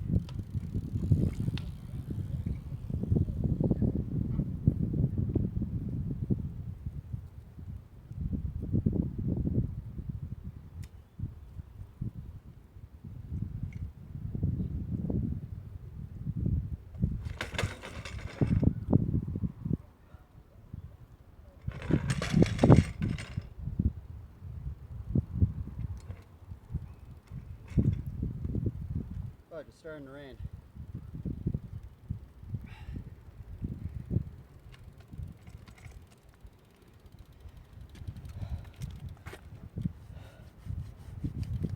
Darn, I just got out here too.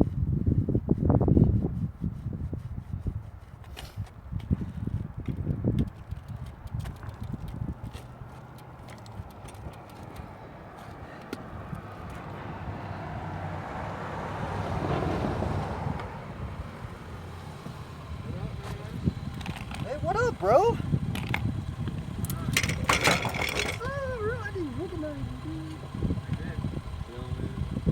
I've been like, it's so freaking hot out.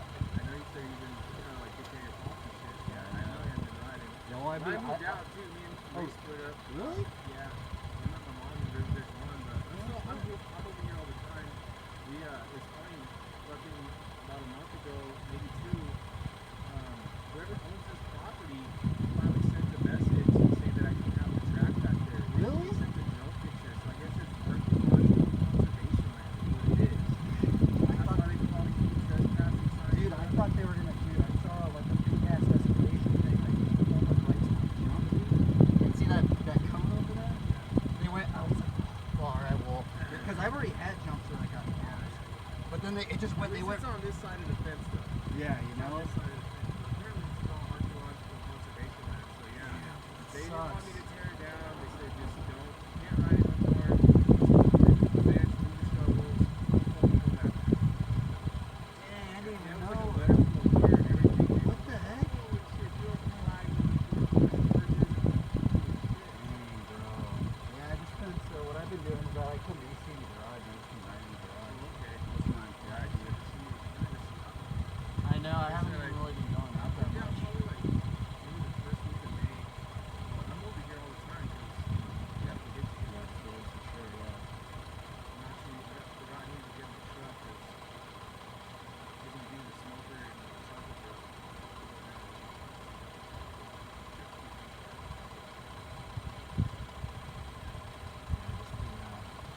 Weird smelling something. Strange smells, man.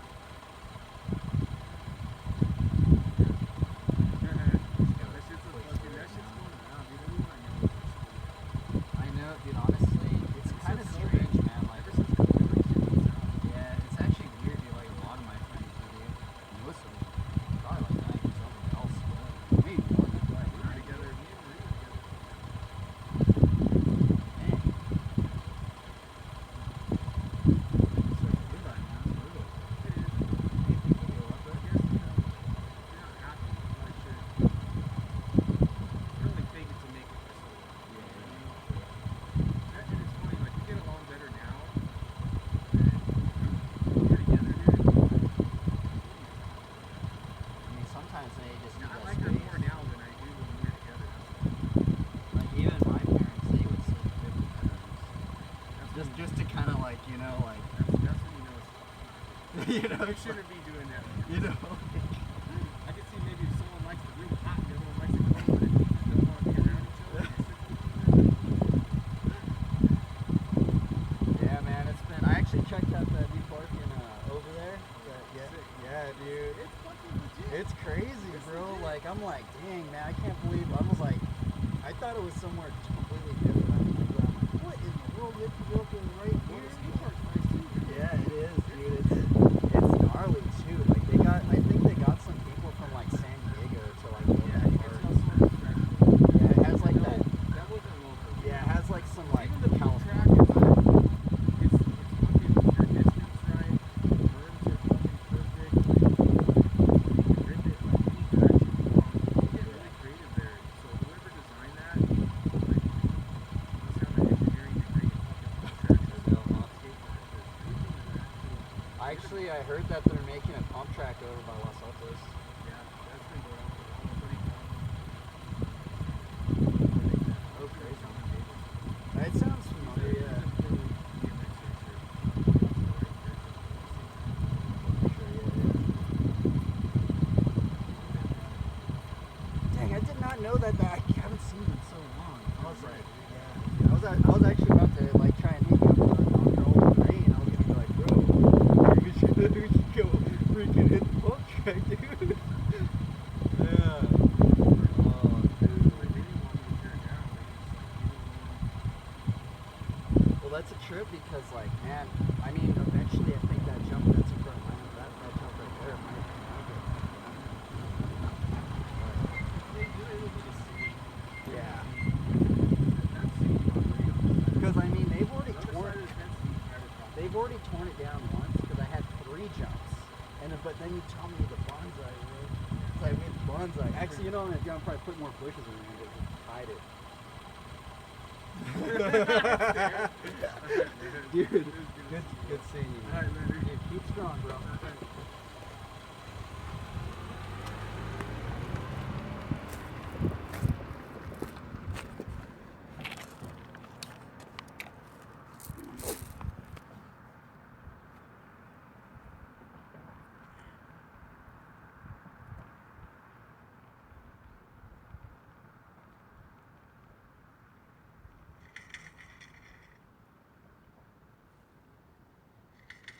Dude, I'm like jumping off. I need to just stay on it.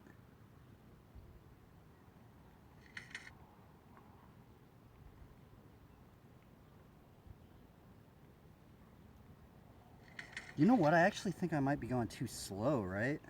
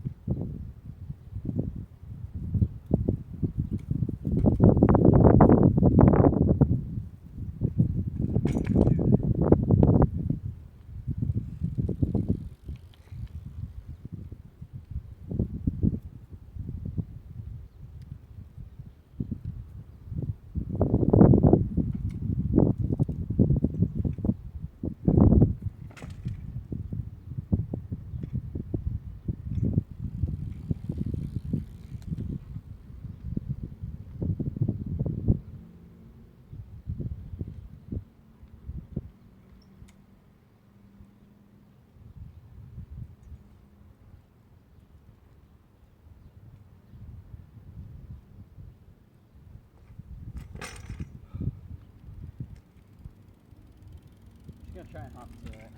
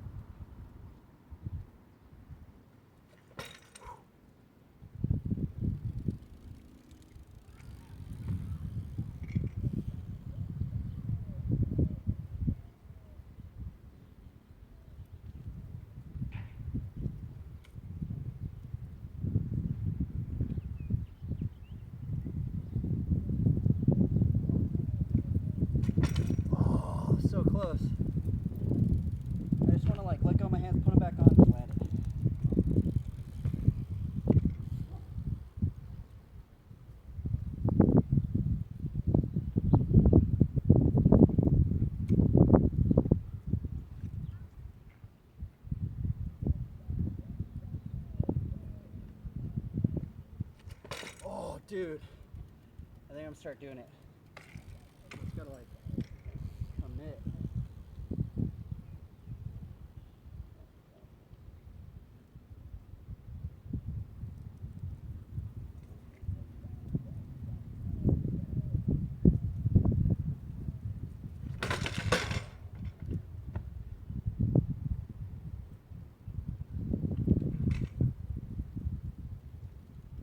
I think I need to put my legs together right.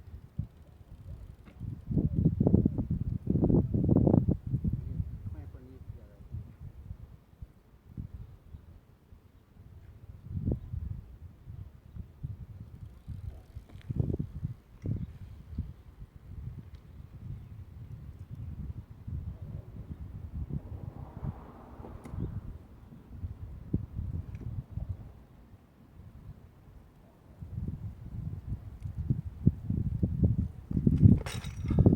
You almost have to like get a little bit more forward. Like, yeah, you almost gotta like drop it a little bit more to where it feels like you're about to flip over and then let go. It's really weird.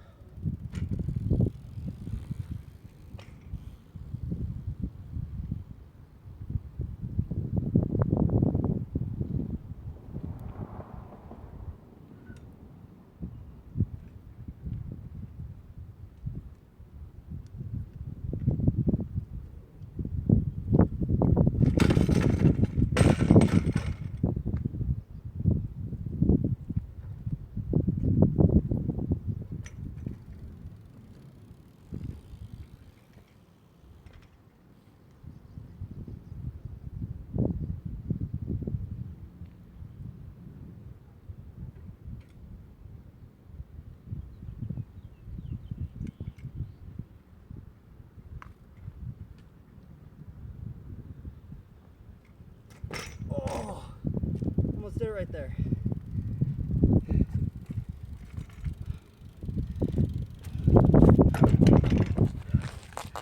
Darn it. Yeah, it was probably the closest one.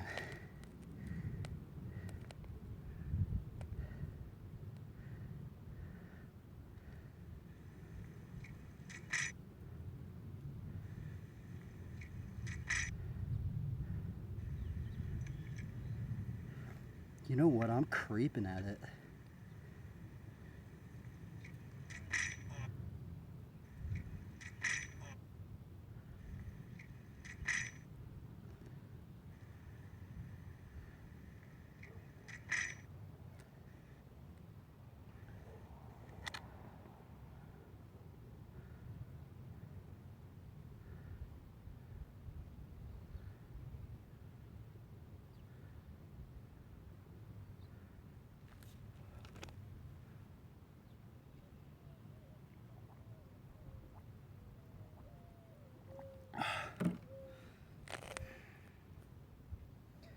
Hmm.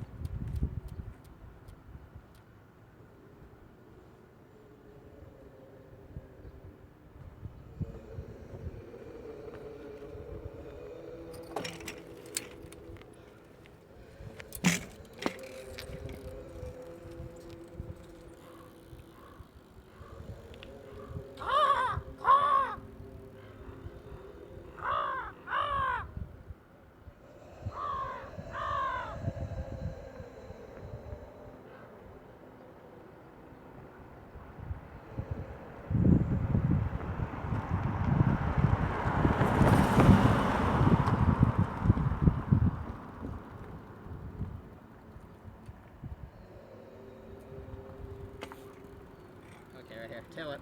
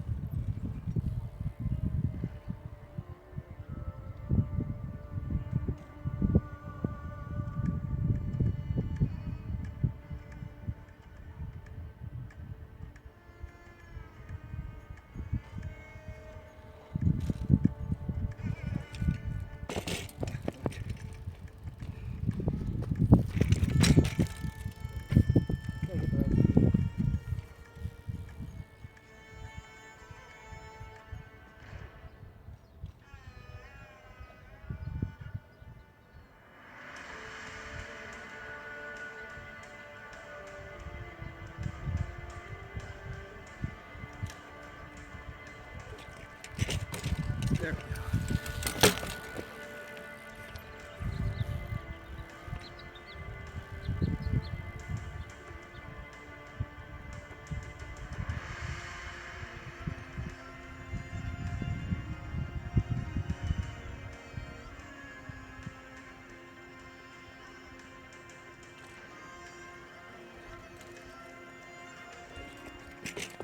Oh, come on.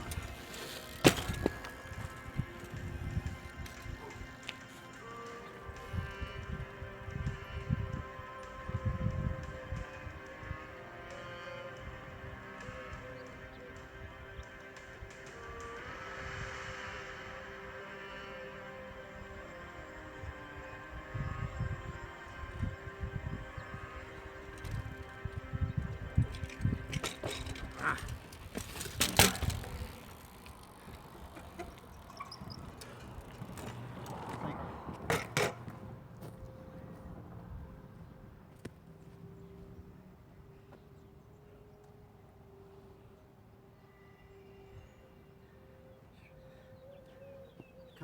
I'm like still getting used to doing it on landing. I mean, even though this landing's very mellow, I'm still getting used to doing it on a landing.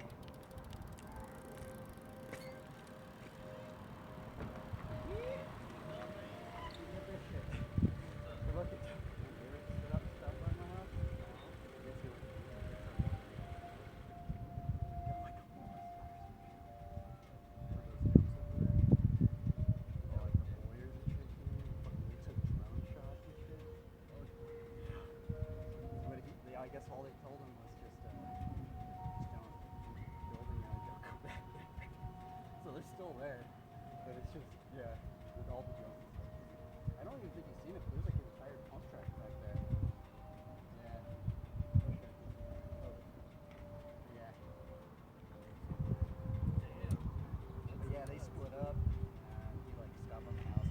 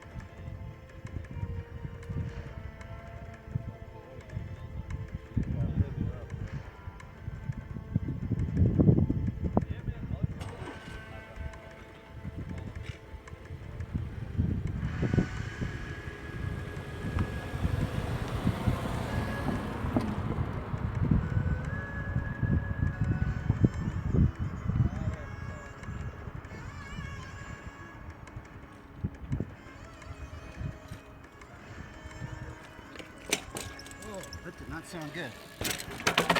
Broke my bike. What was that?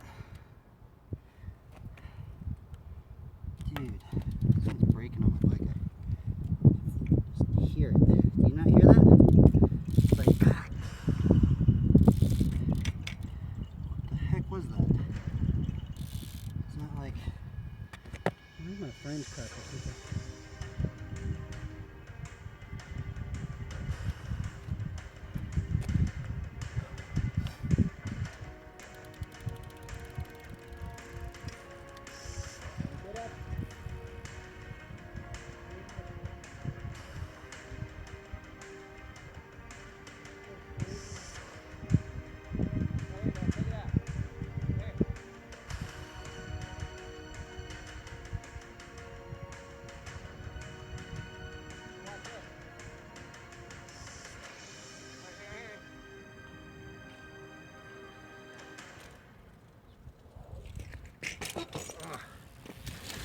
Keep getting one foot on, not the other.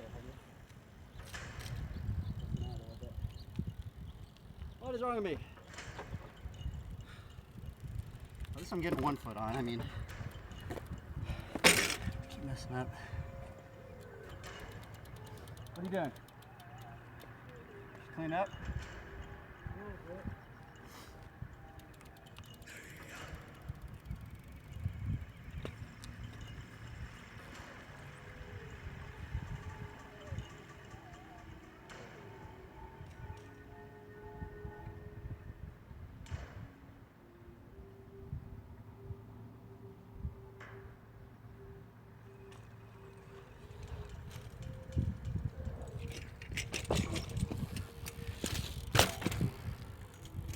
I am just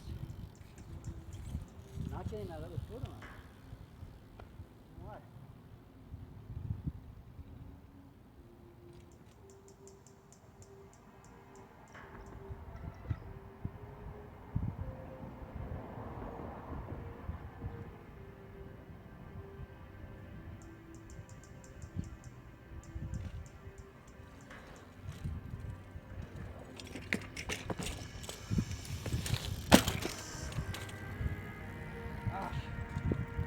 What's wrong with me?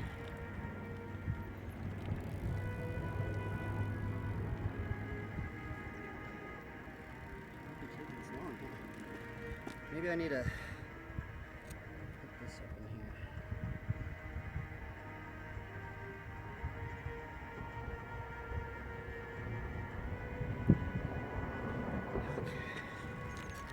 That's the other. I guess I'm not looking down. That's the point. You look down.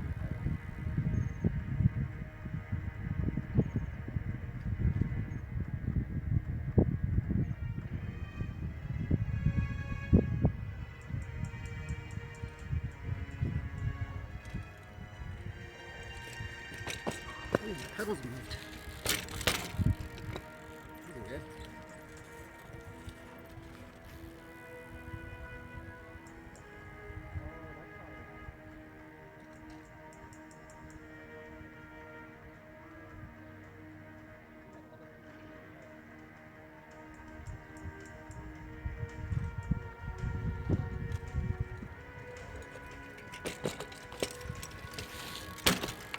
Okay, I knew that we found one. This is getting ridiculous. I'm gonna freaking land this.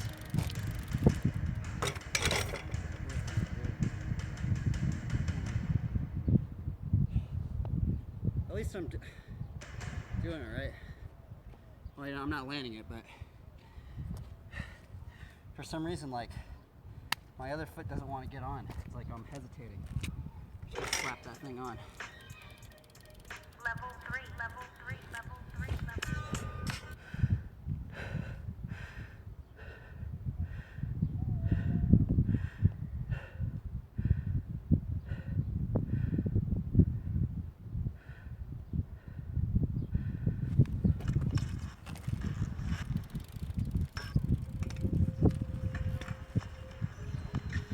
Hey, this is Marcus Brothers. This is Bike BMX. Bike Friday.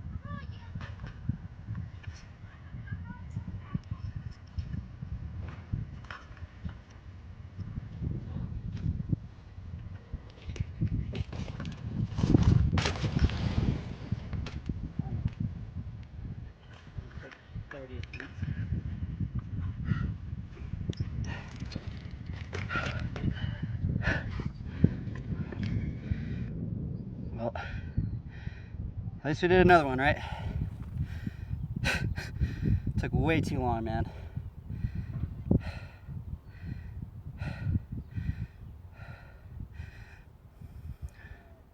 I wish I could do that many tail whips just on flat. I'd get way too tired. I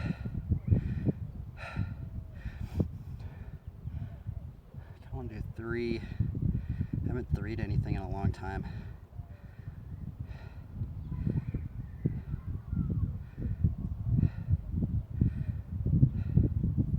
Man, I suck at tail whips, dude. That freaking took so many tries, man. Like,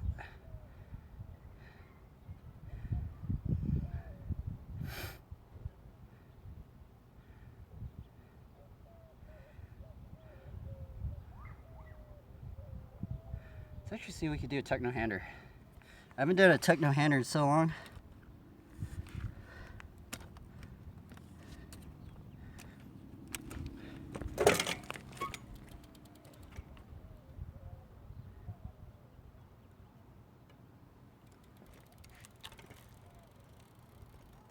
Let's do a 360.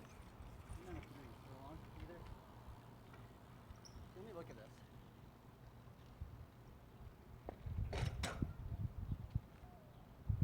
Oh yeah. I haven't done a 3 in a while.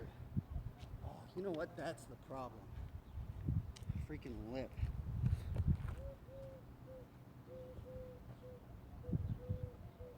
It's just disintegrating. Oh well. I wonder if I mix concrete or just like quickcrete in here, it would just make it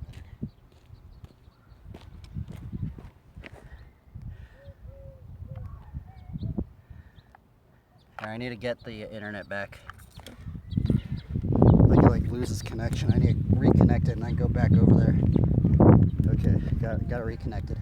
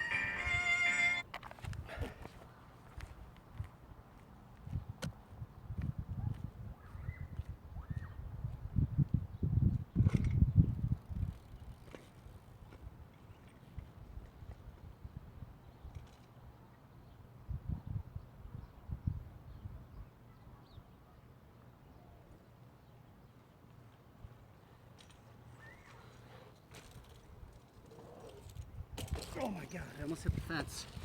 That is not good. I almost hit the fence. That's exactly what I thought I was going to do.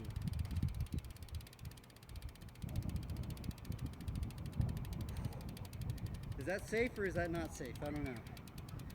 Did I do it? I don't even remember if I did it or not. I think I almost hit the fence though.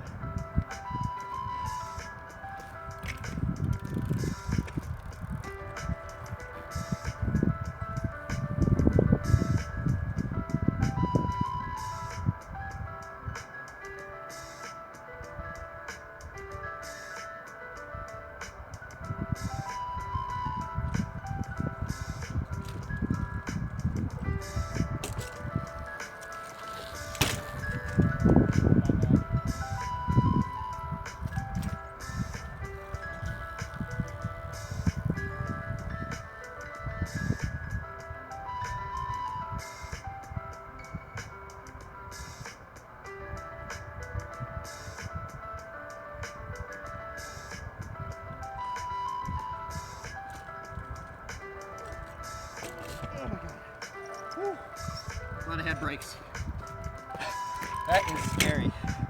Right next to that fence.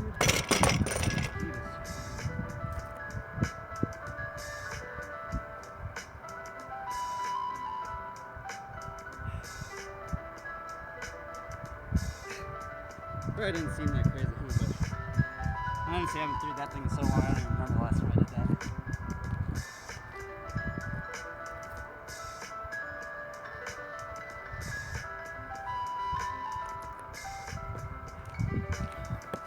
I think I'm like.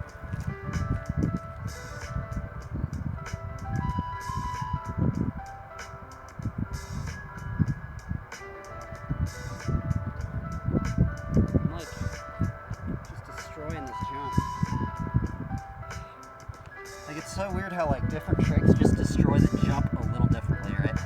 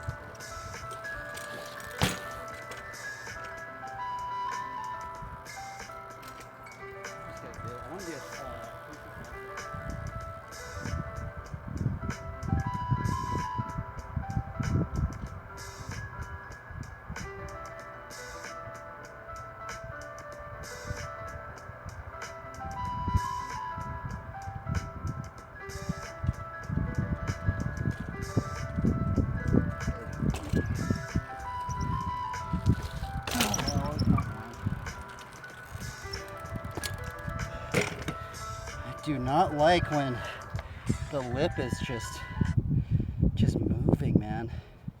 It feels really scary, like when something's like not consistent, you know, like something moves just a little bit and you're like, what was that? Why did that one feel different than the one that I just did prior? You know?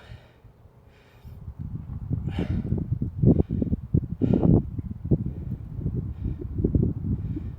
little 360 sesh. I might attempt a techno-hander. I have not done a techno-hander on this jump in probably a year. So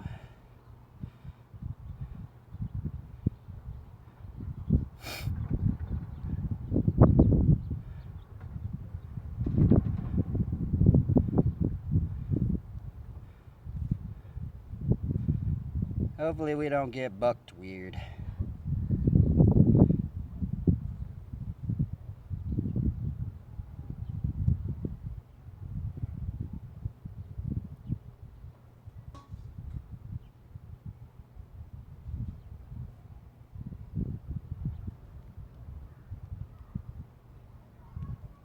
Why isn't my internet working out here?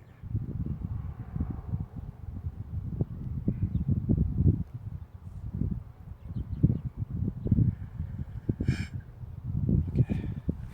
We're gonna attempt a techno-hander, I think. I haven't done one of these on a jump in so long.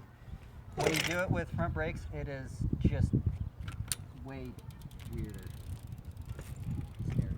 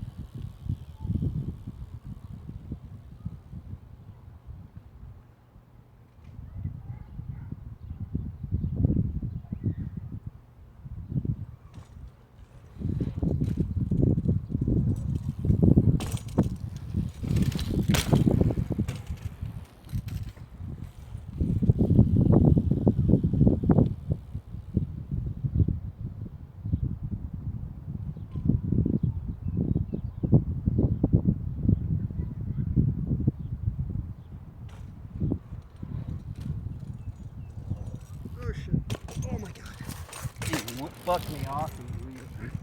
Awesome, like really freaking weird. Just straight up. I want to see how. I need to analyze. How does this thing hit me?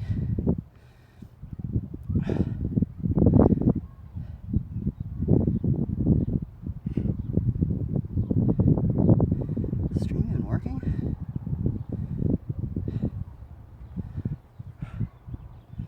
Why isn't it working? Fudge.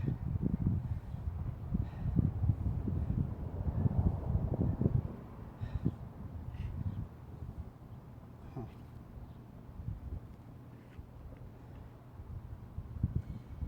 Dude, I don't even think the stream's working. Oh, darn it.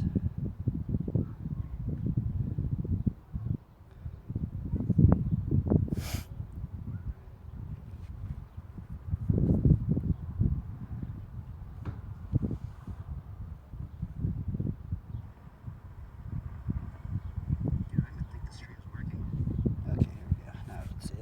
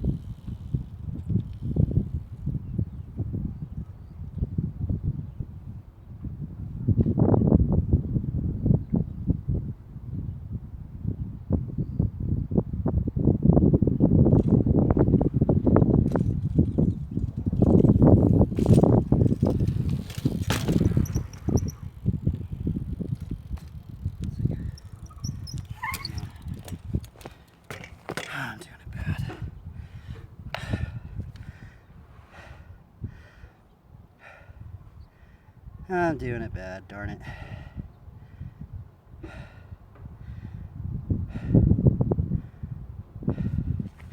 I need to move this camera a little bit. Over here.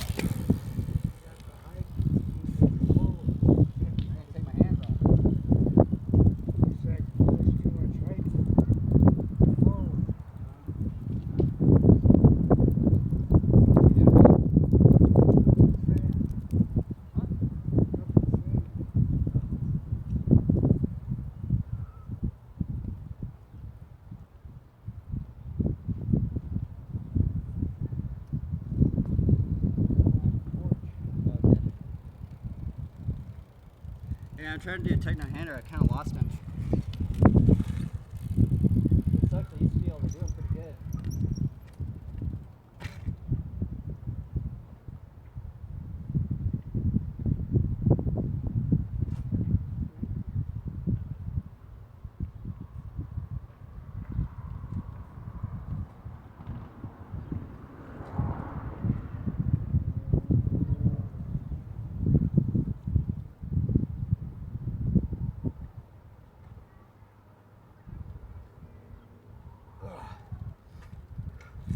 Alright, right here.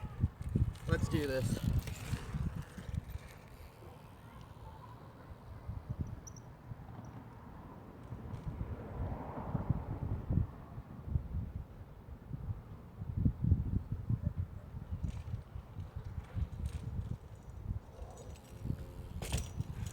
Right here.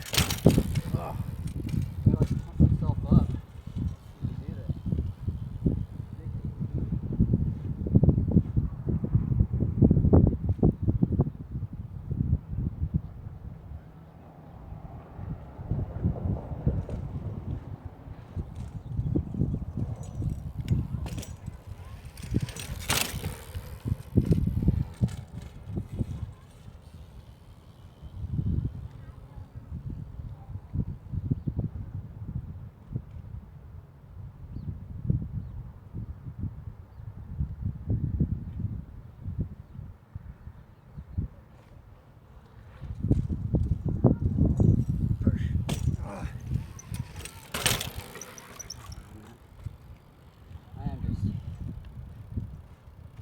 Twisting out, man.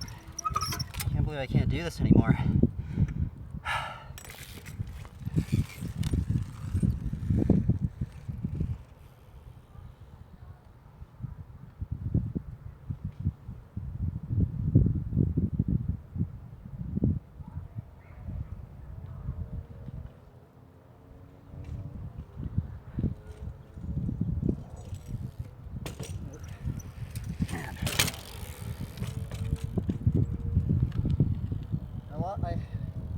I was literally doing techno-handers on flat the other day, like a month ago. Like, what is wrong with me? Come on, let's see this.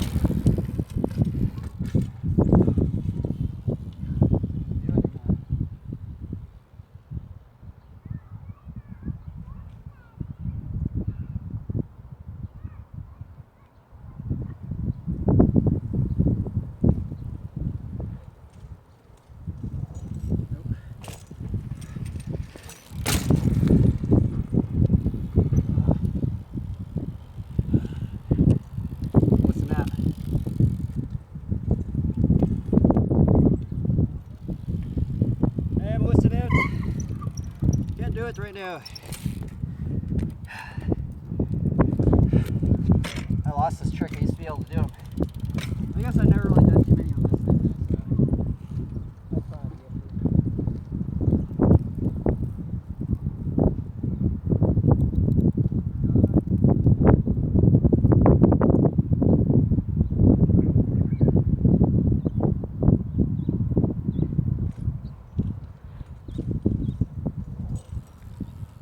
right here.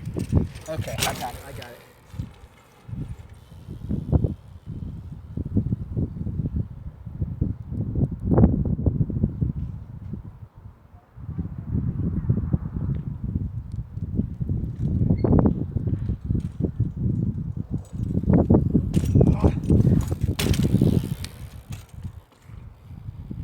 It's like the jump's hitting me like different a little bit. It's like making me all weird.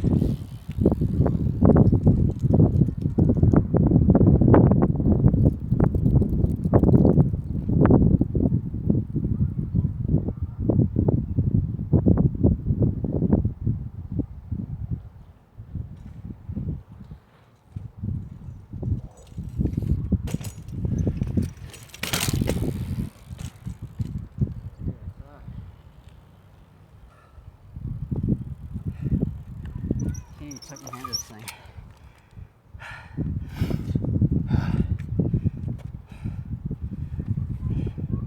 Is it just me or is it just weird? I don't know. Like it's less scary to do a tight no-hander on flat than just off a jump. I used to be able to do it.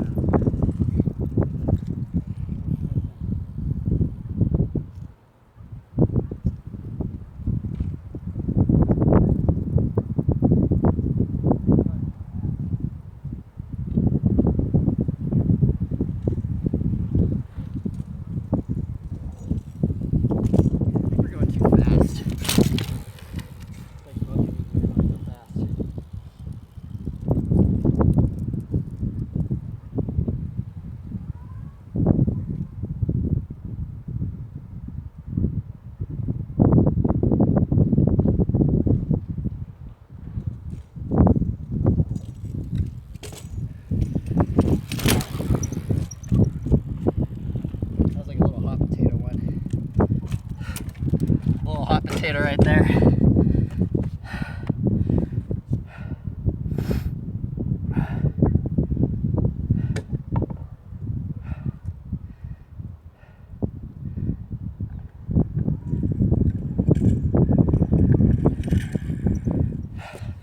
Let's get a good one.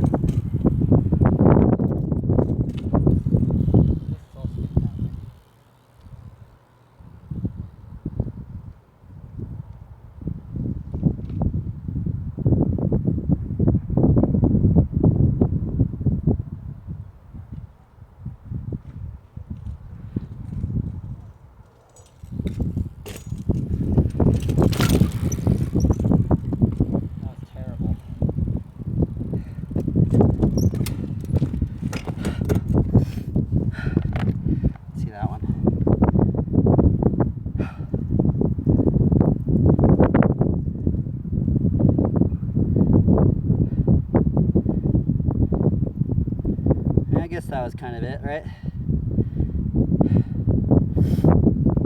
Janky one.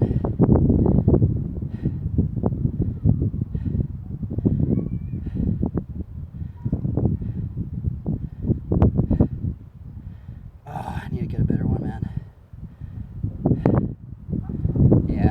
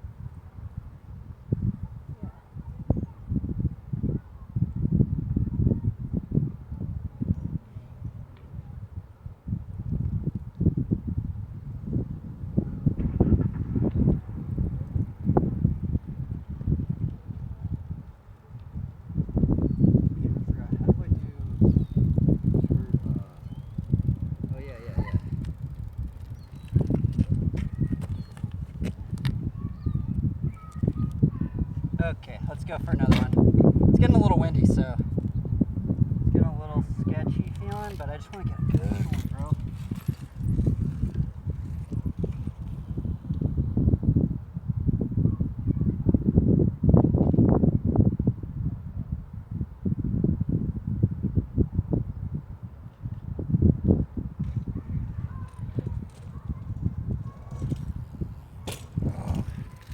Okay, I think I'm done. I like attempted a little one, but I can't do it. This boss defeated me. He just destroys that jump. See, it's weird like how sandy it gets.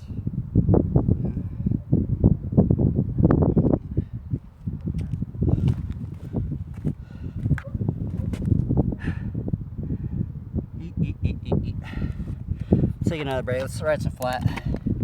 Or yeah, we'll ride the driveway now. Actually, you know what? Let's ride the driveway. Do like a flat sesh. We'll do like a driveway sesh now. Okie dokie. Driveway sesh. I'm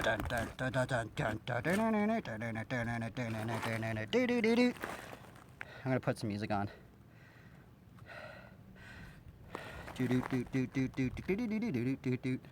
Copyright free music. Okay, here we go. Boom. Let's go.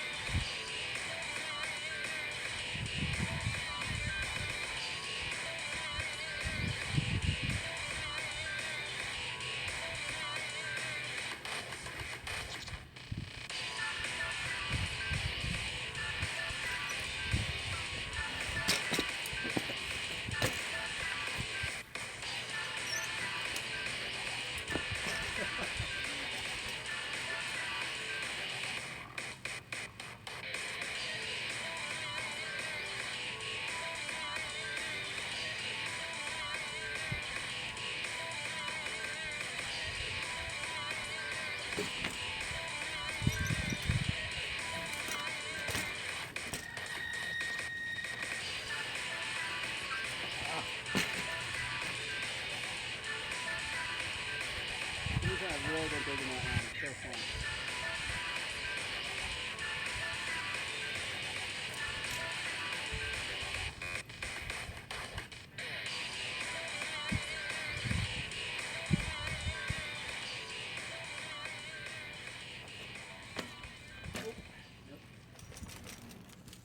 Rabbit! Rabbit! Let's film the bunny!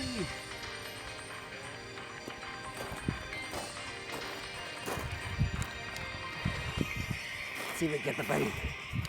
Bunny, bunny, bunny, bunny.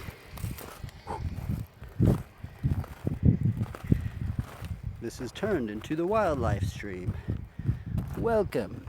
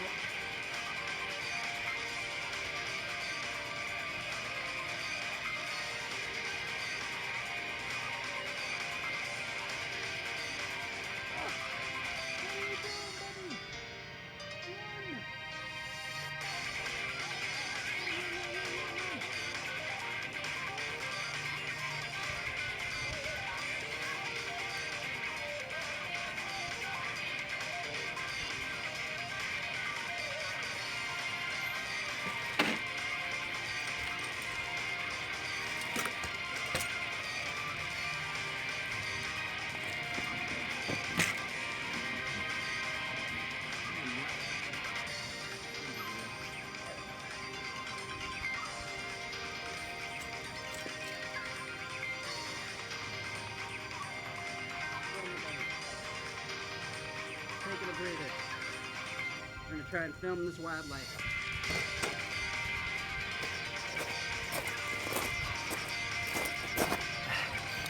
Okay. We are stumbling upon the elusive rabbit. The elusive bunny rabbit. We have turned into the wildlife stream.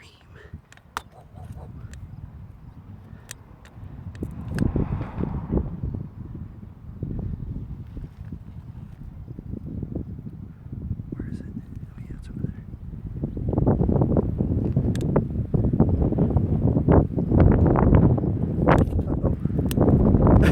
Scared it. I need to move this. By the way, I use carpet because this dirt jump's made out of sand, so as you can see, that's the lip. Look at how cracked up it is now.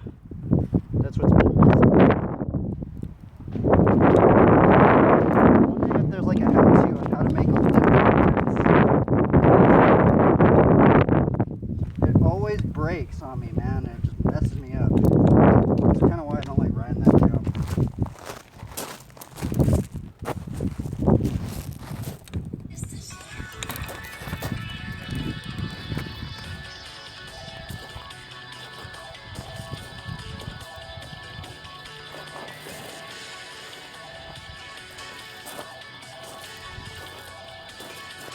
Doing a thing. Ugh.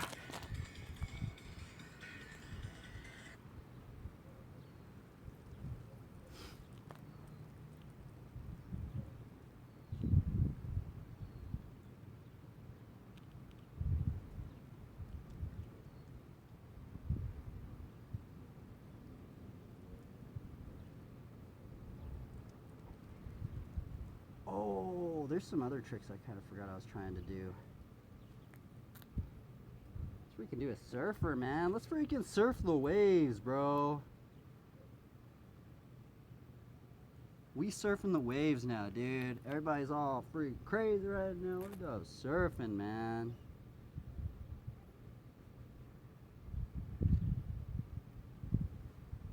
Surf, surf, surf, surf, surf, surf, surf, surf, surf, surf, surf, surf. Surf, surf, surf, surf, surf, surf, surf, surf. We're gonna go on to the other angle. Eepa, eepa, eepa,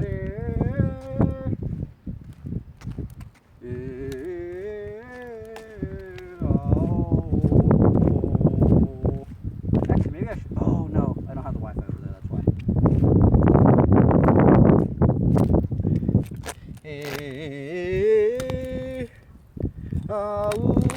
We're gonna go surfing the waves.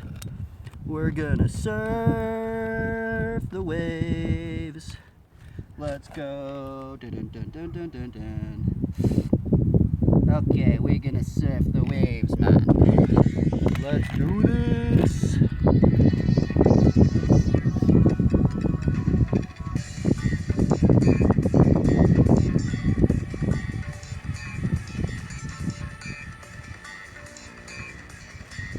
I barely learned to surf for like a couple days ago. Like actually earlier this week I did my first surfer. We need to do another one.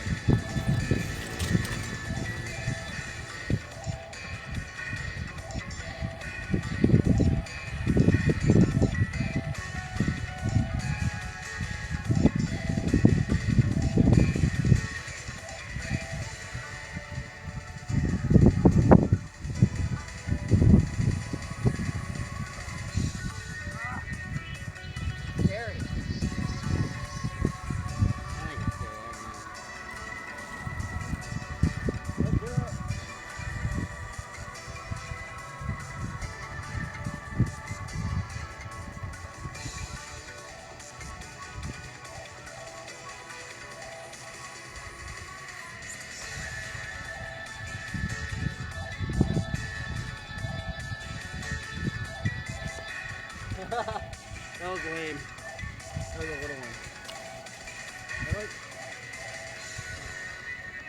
wonder if there's like, I know we watched like a how-to. I wonder if like put some like something right here in crossbar, I feel like my foot's gonna slide off. That's the scary part.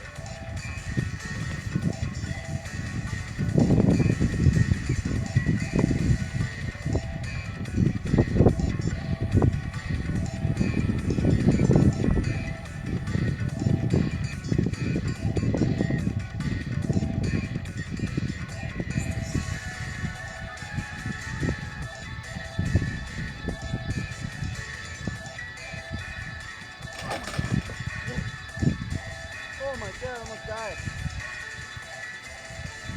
That was scary. Holy Toledo. Like the very thing I thought was going to happen, I think happened. I think my foot slipped off. Holy Toledo, that's scary. I honestly haven't been spooked in a while. Oh, let's do it again. That's fun.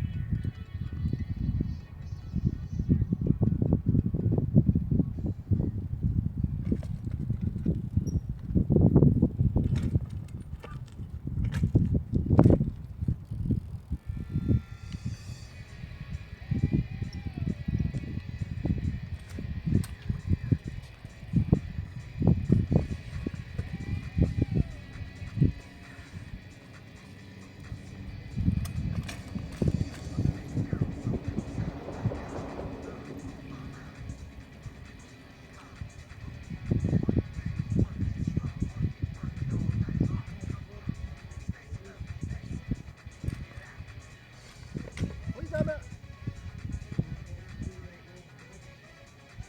I don't know. I landed that line though, so I'm stoked. Glory be to God.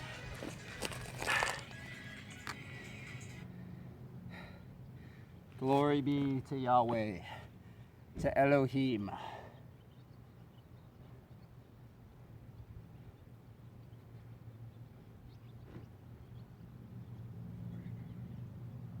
Are you going anywhere? Huh? Are you gonna go anywhere or no? Yeah. Okay.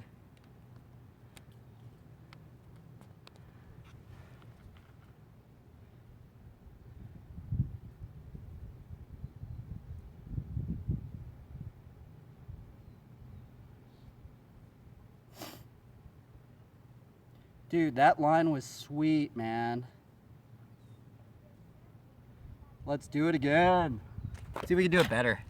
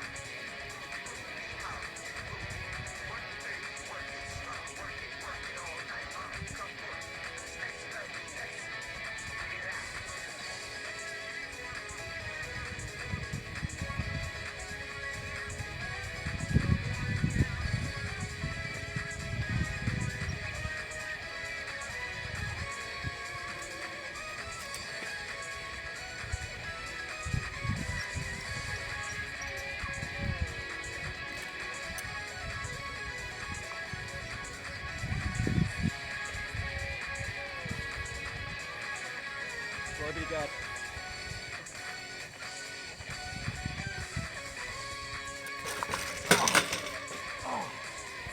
Oh, they got a bar to the chest.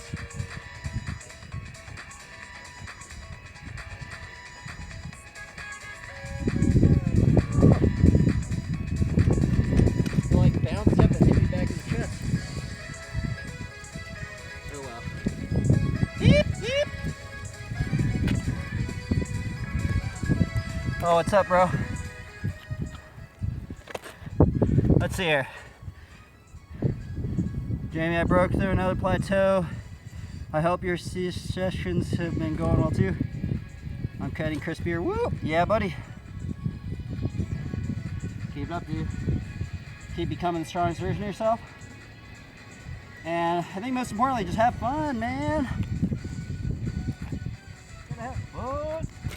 Gotta have fun.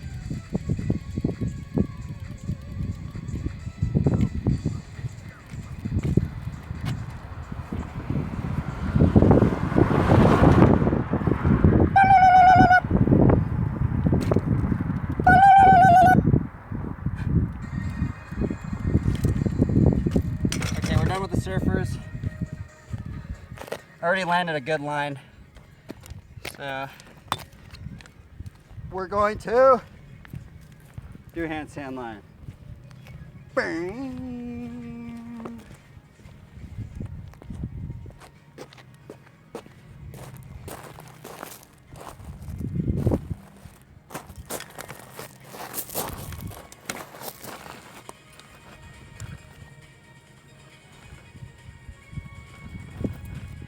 Let's do this.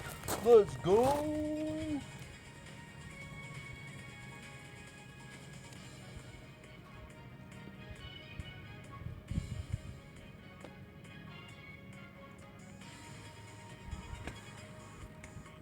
Yip, yip, yip, yip.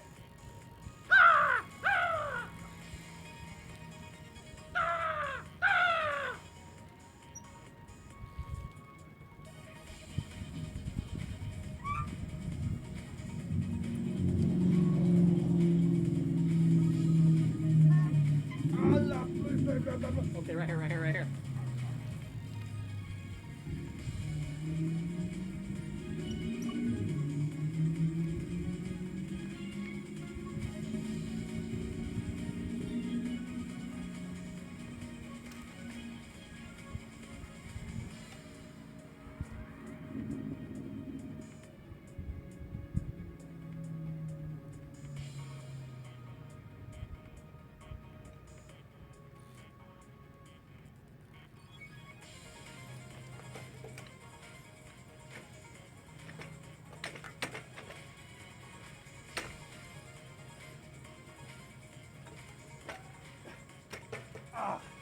Not solid, I can't do it.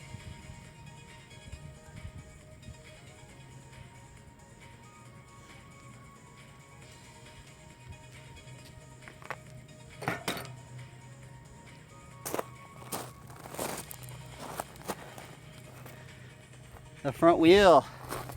Front wheel. You know. I want to get a good backyard. Today.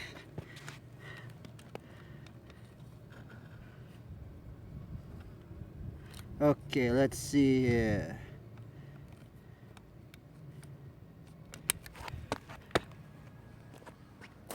Oh yeah, I need to film it on this phone. Just in case I land it. So we're turning the music off. Because if I land it and I don't have it filmed correctly, I am going to be really bummed out. Oh, darn it. Oops. Come on, buddy. Oh, why isn't it working?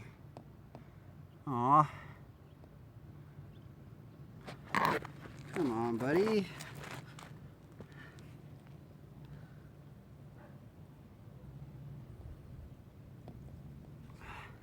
Maybe if I put it right here. Sorry, I'm trying to figure out how to place this phone so it doesn't tip over. Oh, that's not good. Huh. Here, wait up. I need to figure out something. Darn, this one keeps tipping over. This one right here, anyway. Blah blah. Let's take this off.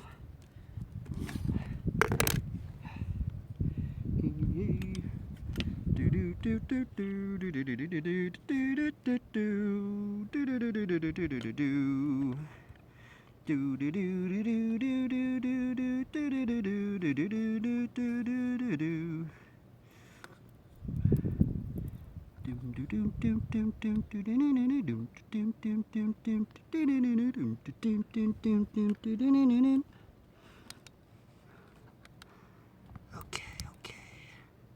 We got them both recording. Let's do some backyards. It was actually a legit good one today.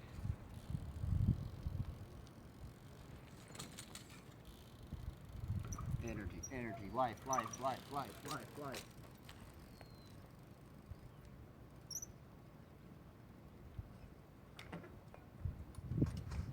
Ooh. That's fun.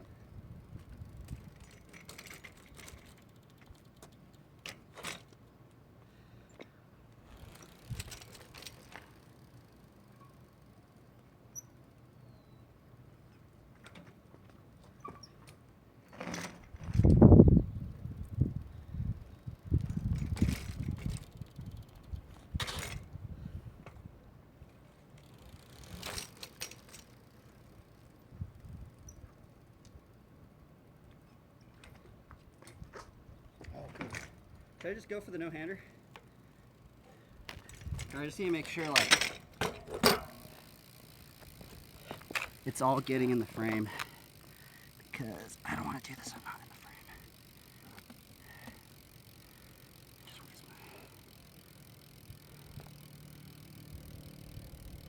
my... Oh yeah, that's pretty good. Oh yeah. I dig that angle. We can dig it.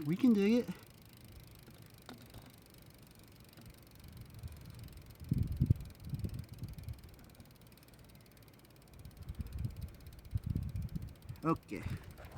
Okie dokie. Let's do some backyards. Maybe we can do a backyard no-hander. That's actually what we should be going for.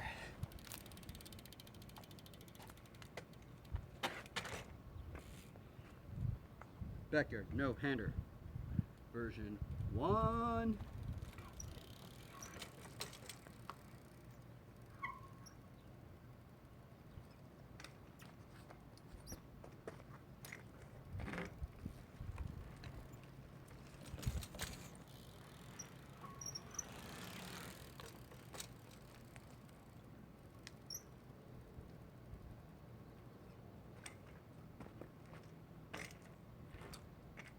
Darn, now this is going to take a while.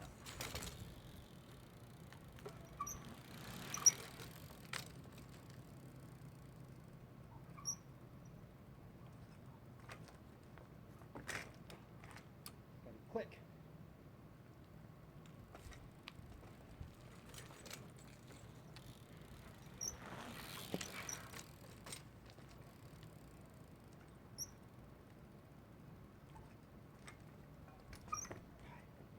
Ay.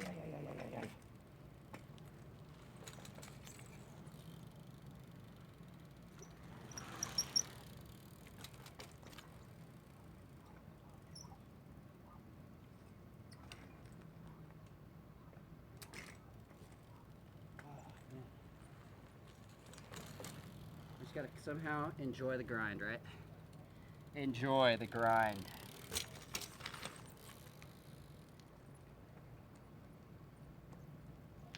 At least I know this grind is it just continues to level up. So it's not, you know.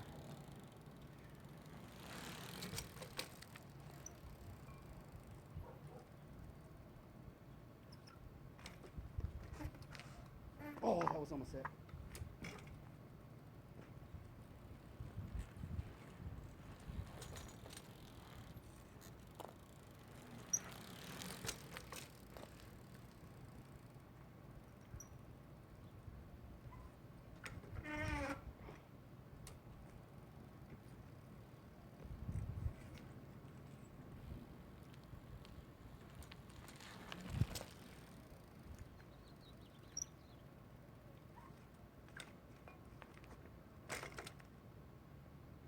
Oh yeah, I forgot I kind of have to like go that way.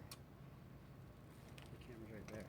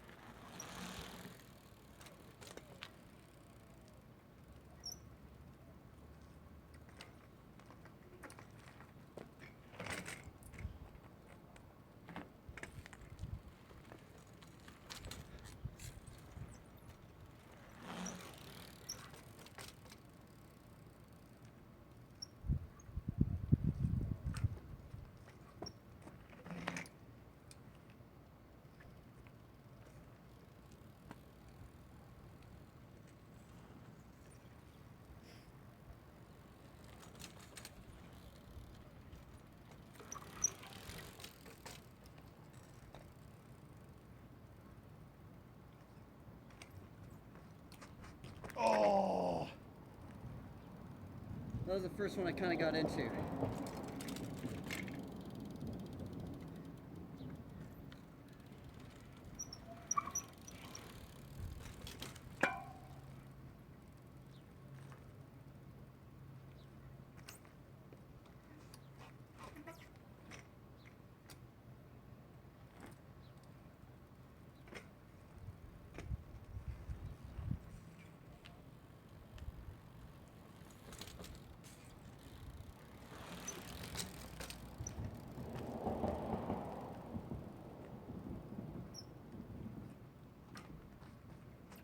Oh, dude, if you get it right, there's this little angle, and you can like almost like, it just like almost like locks in place.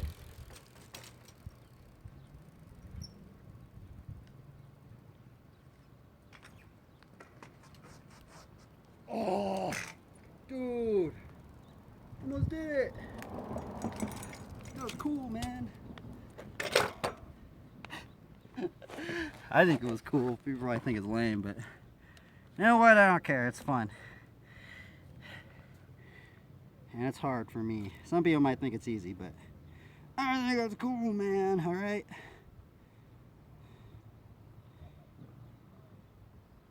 Dude, I almost did it. I almost did it.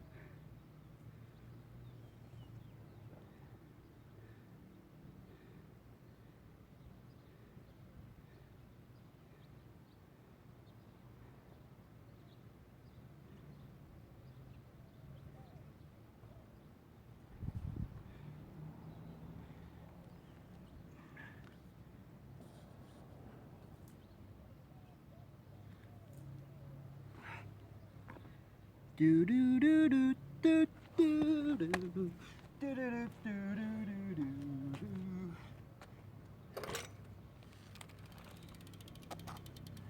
I think I'm going to put a little piece of wood.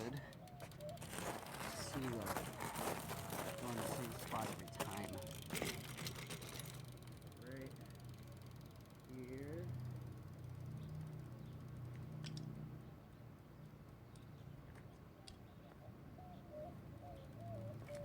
You know something you could do?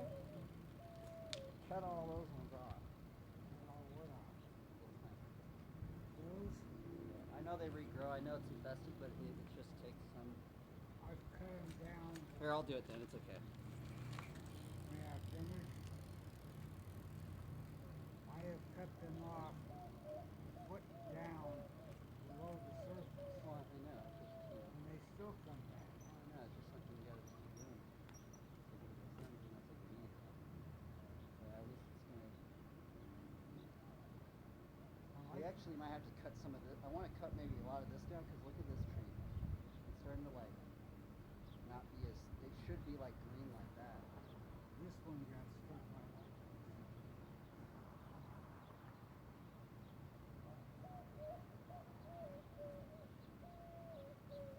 No, that's kept okay. I thought you were gonna pull that cactus.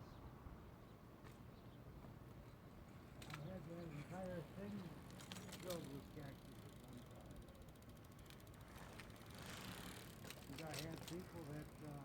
You know, Have their dogs keep right here. and That's the only reason you can't get out of the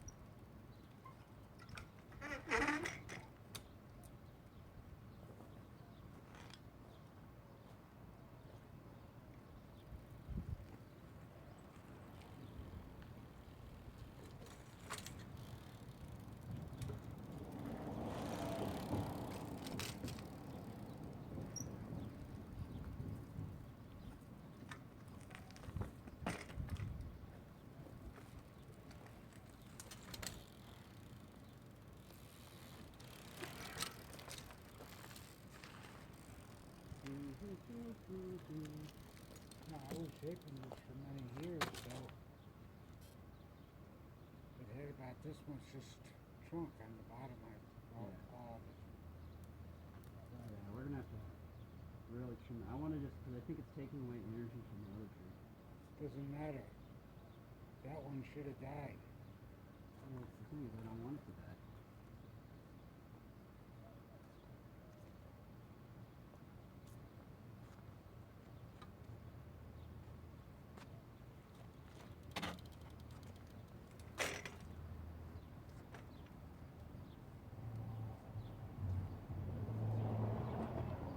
Remember, you got to do your chin tucks, Dad. Hey, guess what? What? When I use 2 putts on my hunters, Yeah. guess what I've got? What? I've got the Rare Elite done more Yeah, for 2 of them. both pets. Oh, gnarly. That is gnarly. That is amazing because they have that stomp ability Yeah. that kills everything in an area around them. Huh. And with 2 of them, it's even better. Intriguing.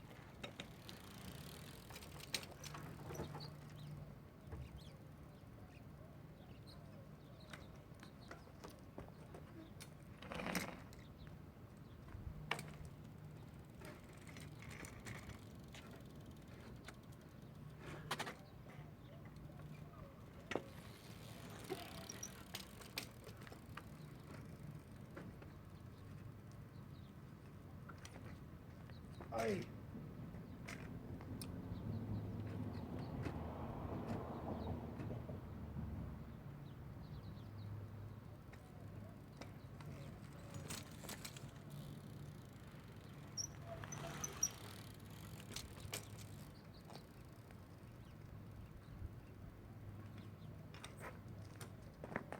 Dude, this is a finicky trick. It's so weird. It's so weird when you see a clip of it because it's just like, you just think it's so easy. Dude, he must have done so many attempts. Like, or he was just really good at it, so I don't know. Or he has different geometry bike and it just made it easier. But I think overall it's just hard. So, even if I had good geometry, it's probably still hard.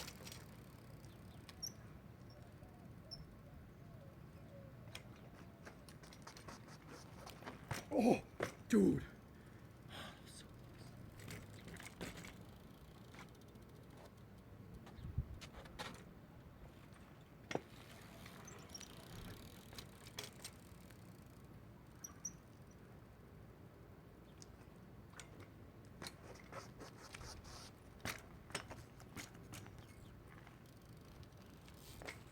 oh, I almost landed it.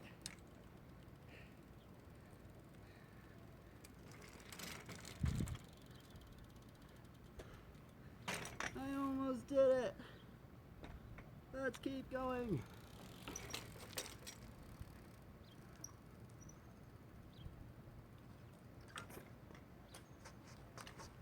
Ah.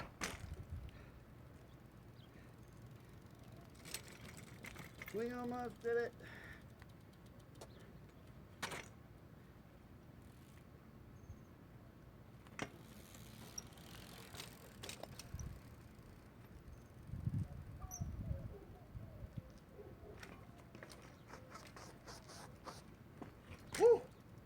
That's crazy, man. I've been practicing this for like 2 years. It's finally coming to fruition. This has been a journey and a half. I did this even before I started streaming. I was practicing this trick.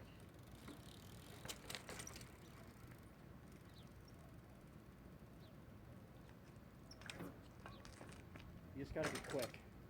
You gotta be quick. And there's also this angle, and it's like playing. You just gotta like get that angle and just boom, and it just like you can lock it in.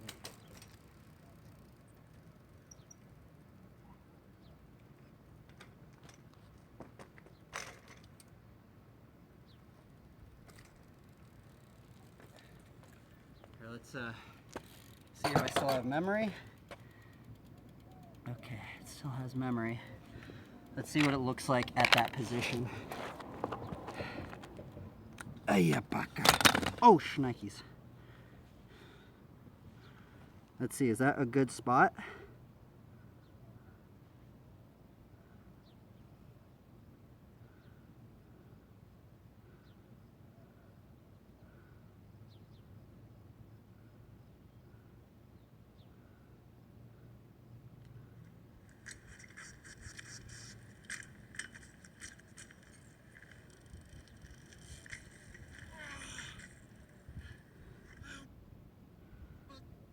Correctly, I am going to be...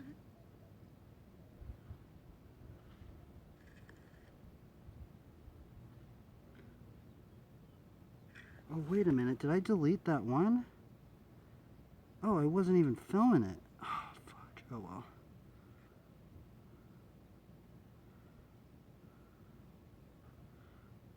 Oh, well. I need to go get some water.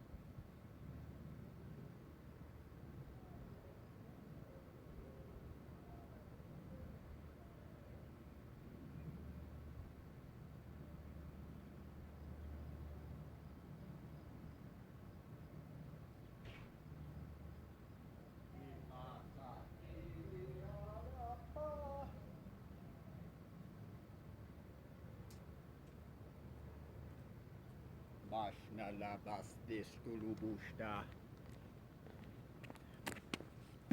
Bribasna bagis tulastis. Brasnulis talapakutis talapati pula pipap. Pila palalila lubi.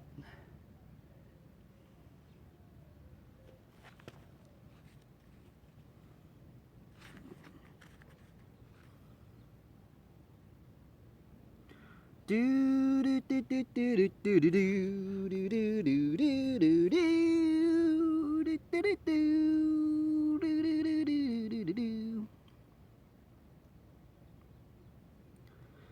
Do do do do do.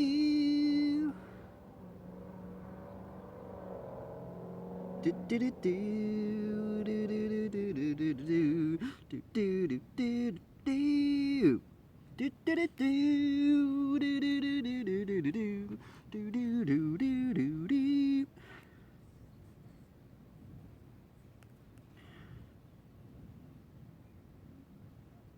Ow! Freaking little bug. Get out of here. Bit me.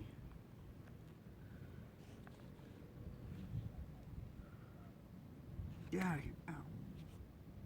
Little fly thing. Oh, horsefly or something. Okay, let's go for it again. Shall we grind? Ugh.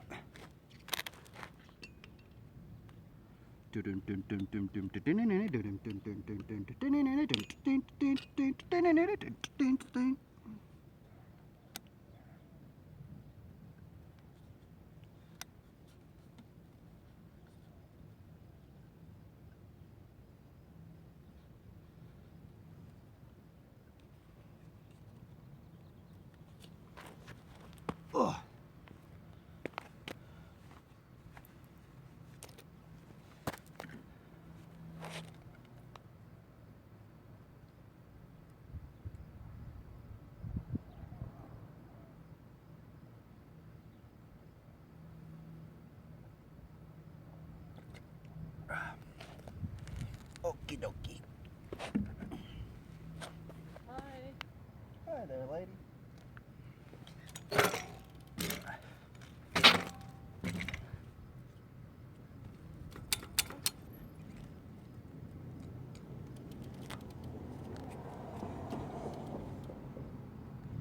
Okay, let's grind.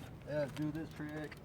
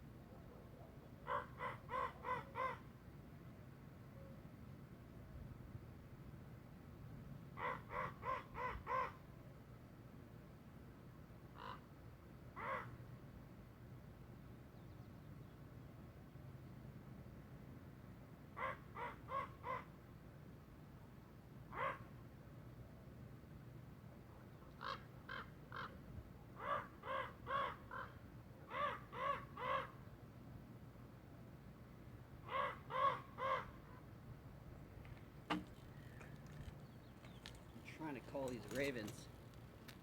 I've been trying to learn the language of the raven. One day I'll have them come up to me and I could just befriend them. Maybe I'll offer some advice or some help, right? Elijah?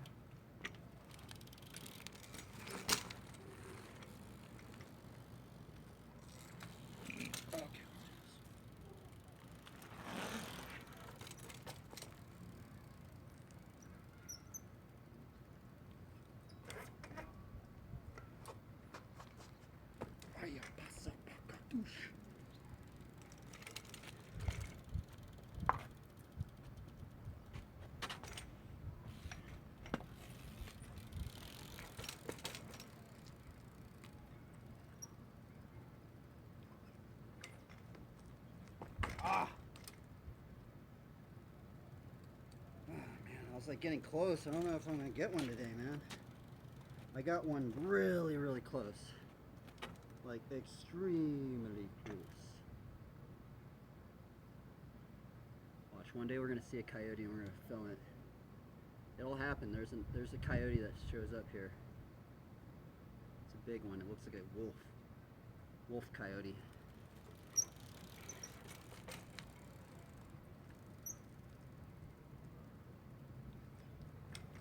Oh, are you kidding me, dude? Why can't you?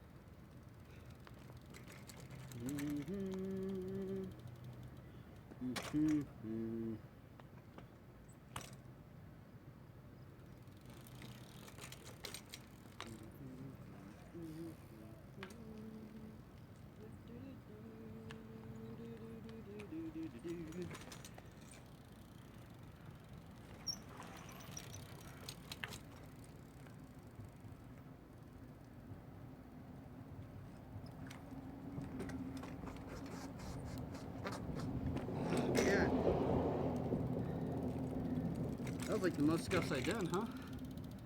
We got 5 scuff point combo. 5-pointer. Let's go.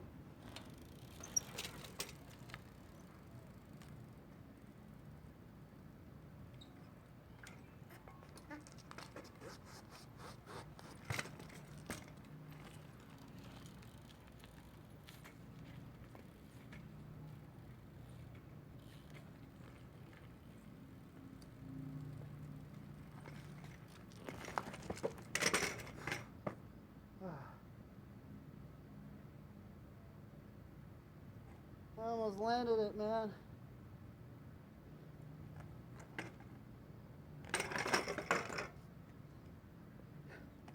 I tried to hold that thing as long as I could. I was like almost ran into the curb.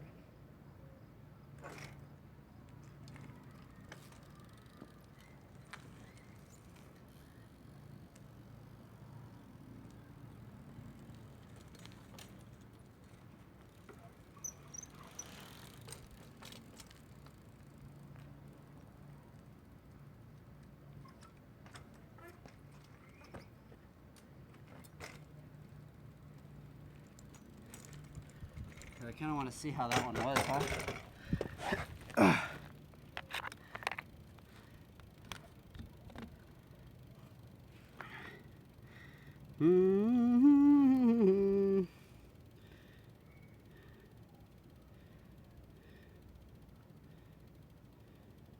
Oh, that one didn't get on film.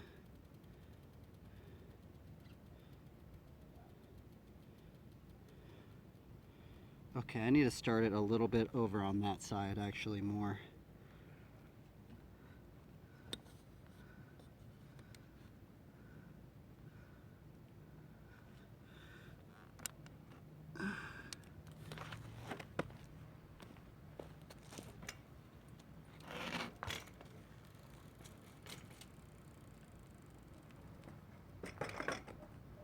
Right here.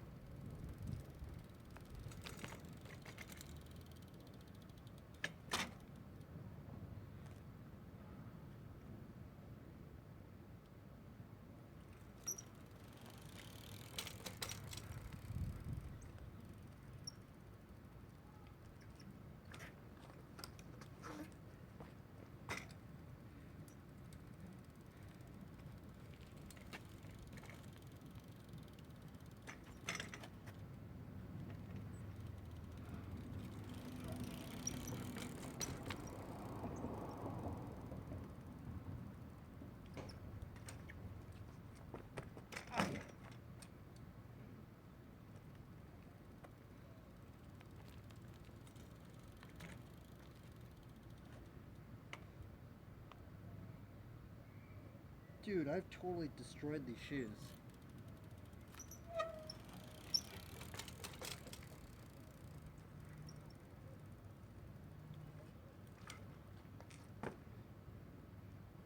Whoa, look at that little bird. Thing was cruising. Dude, that'd be so cool, huh? Imagine just being a little bird. Probably just having fun, just leveling up, just doing some acrobatics in the skies, man.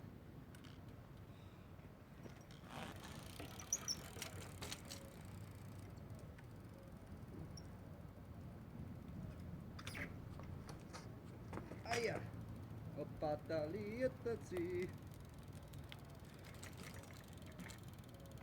Try number 500,000. Just kidding. We're maybe at 5,000 though, from when I tried to start learning this trick.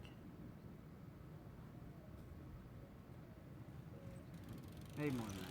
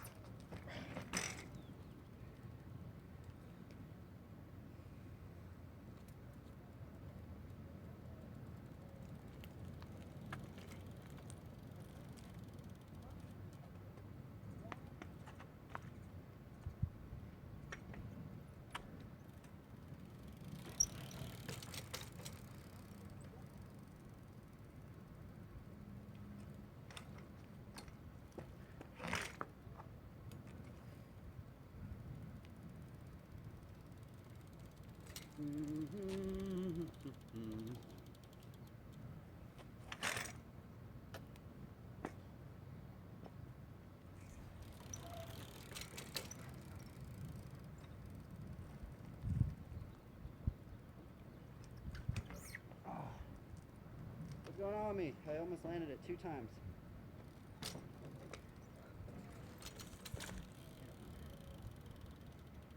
Gotta be fast, quick.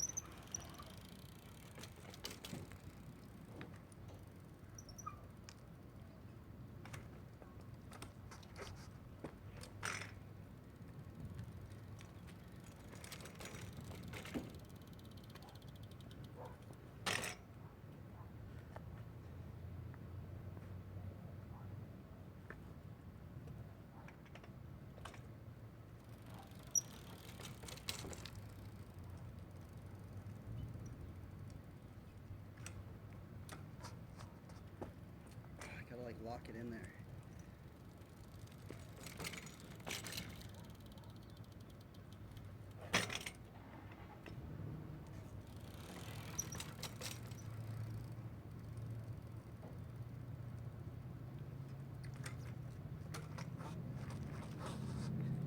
Wow, what is wrong with me?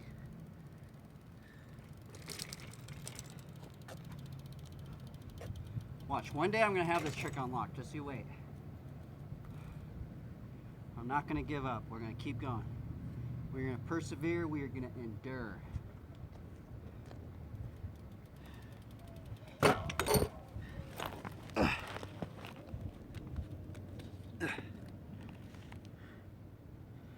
didn't get a good one today, though.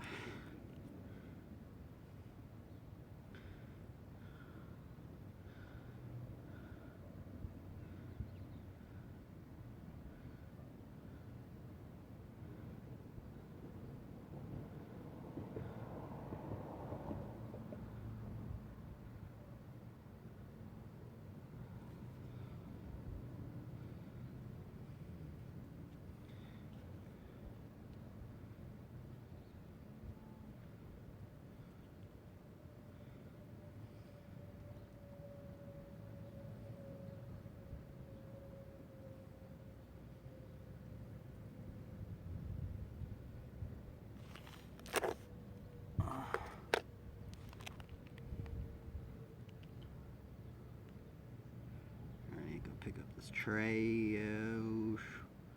Some over here. Let's see here.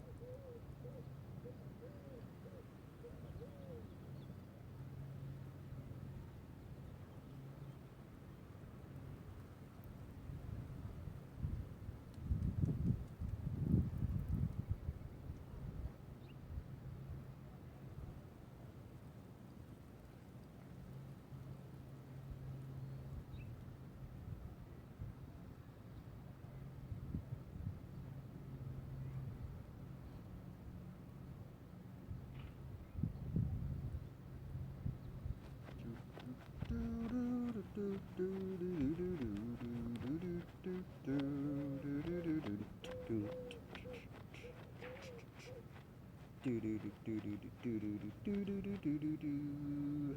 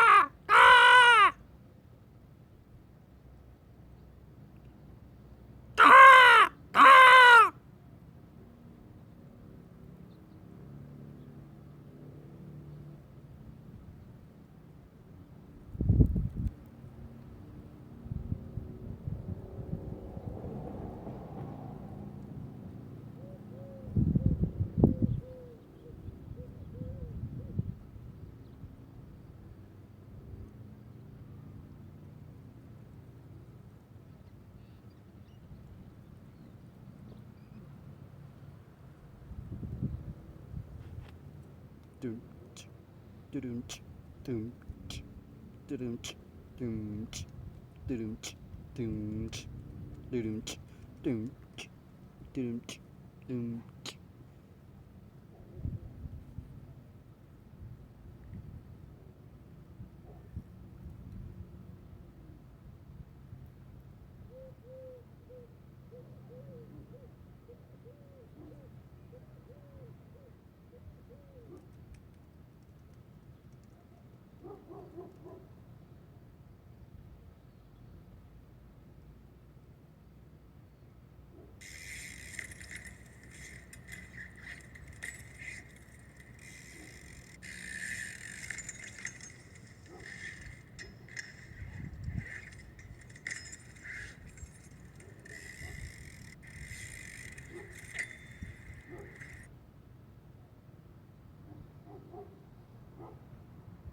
Gosh, I got like really tired.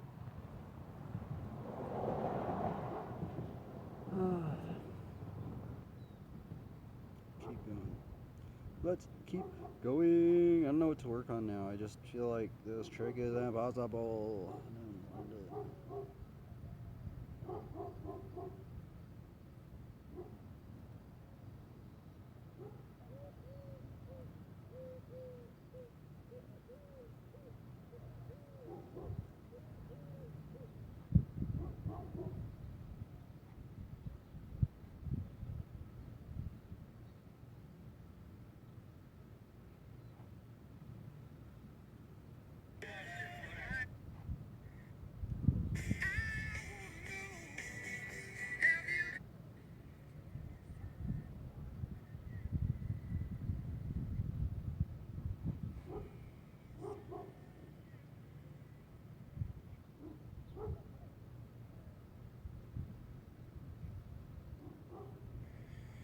Hmm.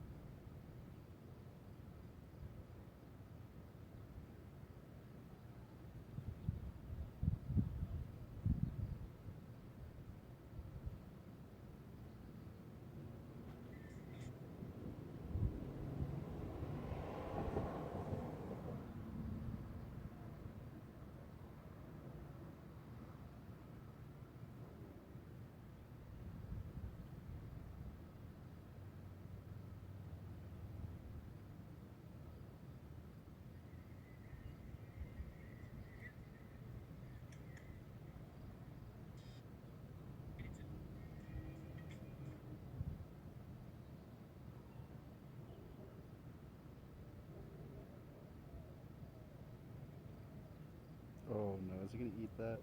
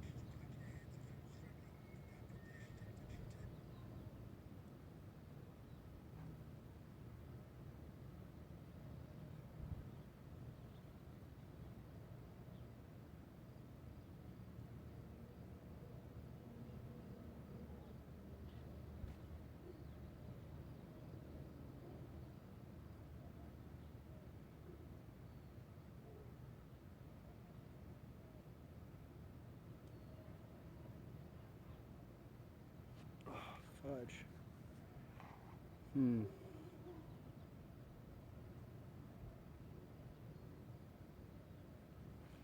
Oh, I'm tired, man.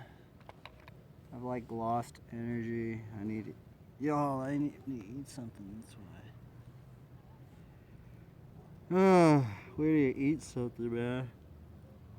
Oh, cool, man.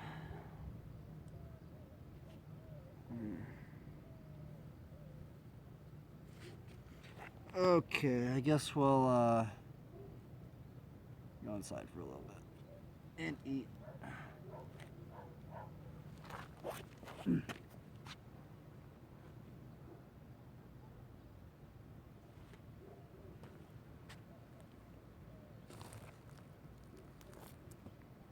Actually, I should just go inside and just get something to eat, right? I'm just gonna go inside and get something to eat. I'll just put my bike right here, and if anybody steals it, I'll see them on the stream, hopefully, right?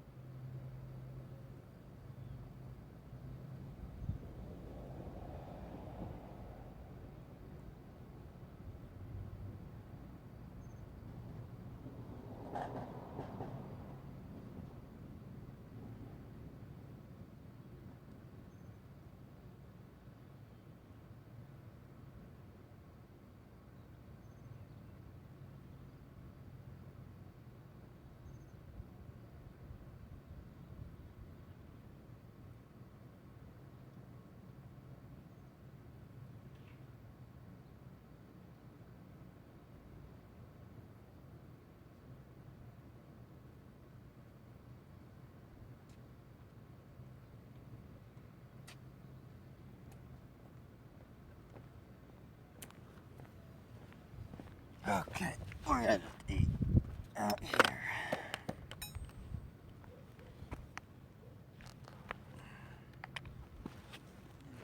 Just put this in a nice little drop set, huh?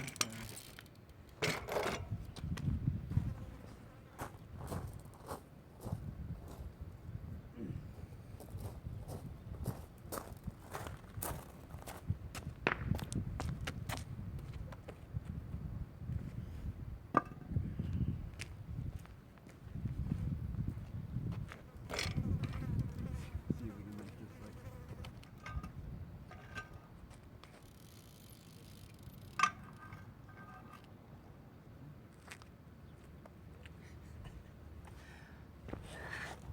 Boom. The ghost bike.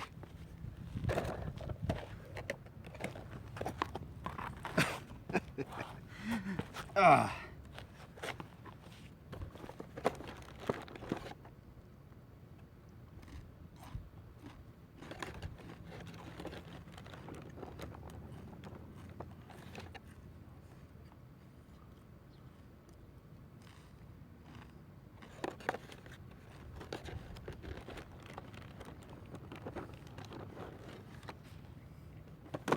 Kind of wondering if I just have the bike like that, more people will just show up eventually.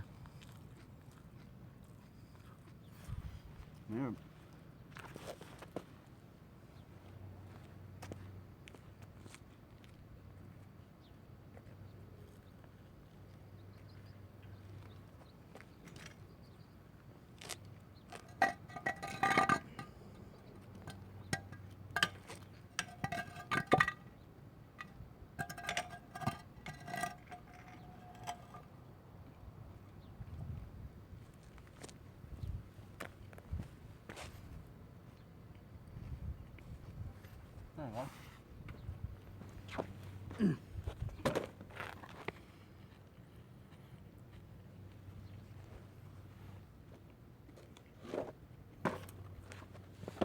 I wonder what that looks like on the stream.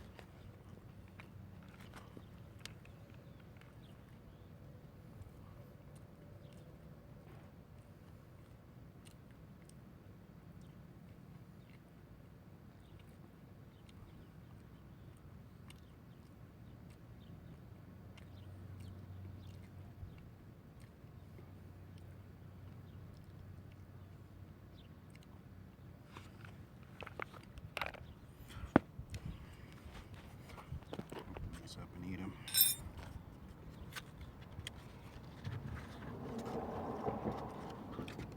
Beans.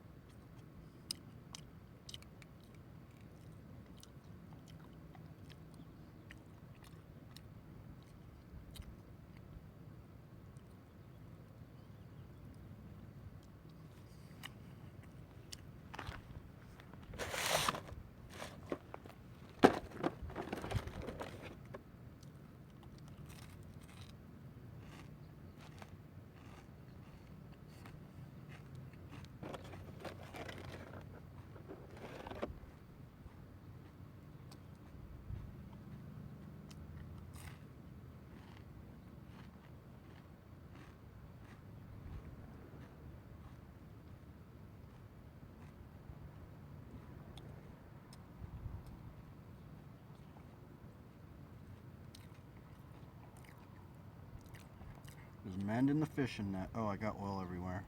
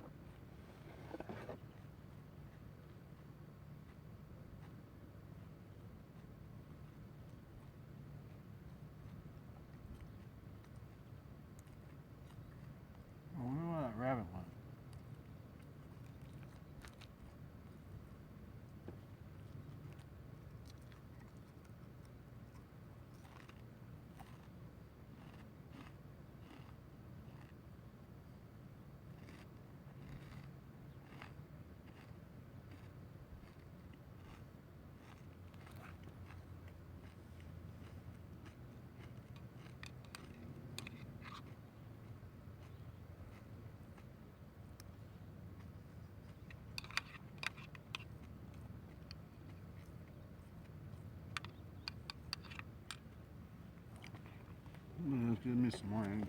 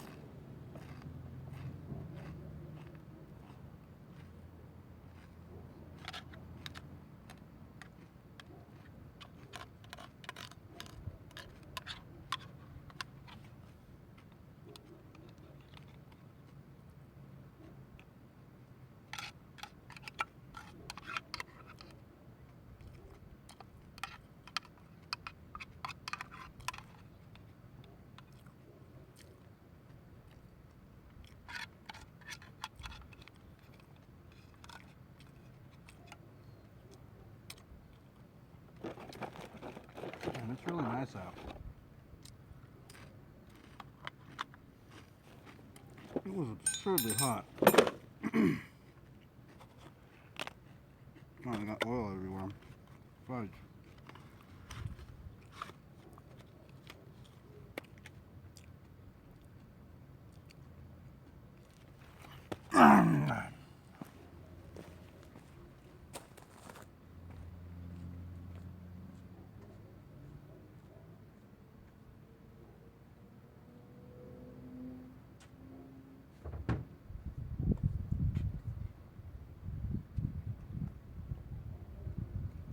Another thing is I'm going to get a little bit more tired every time I eat. After I eat something, there's like kind of like a little crash. And if you just keep just grinding through it, then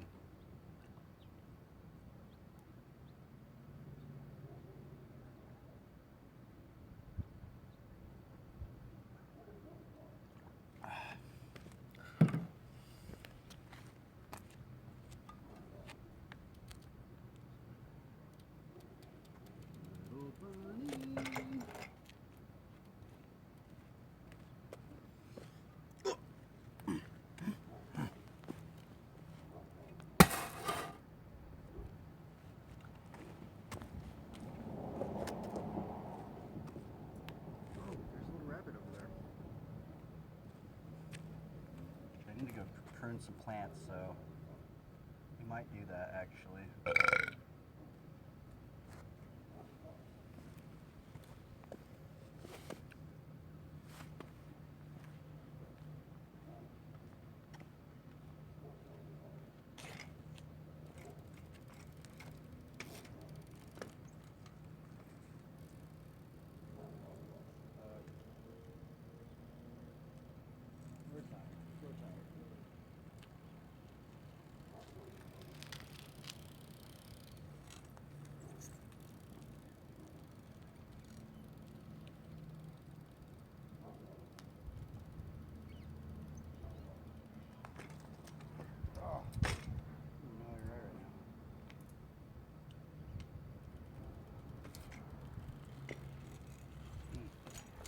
Normally I could keep going, but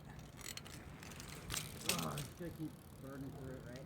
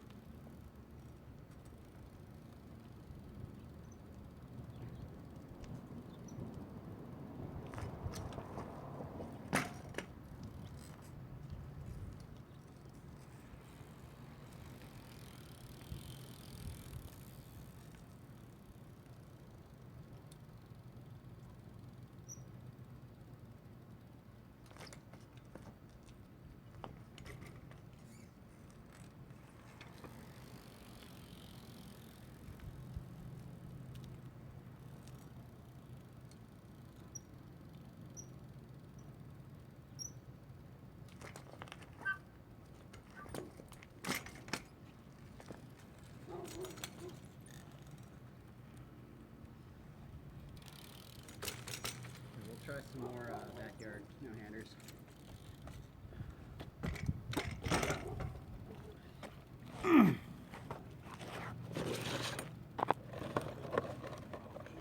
Crackers.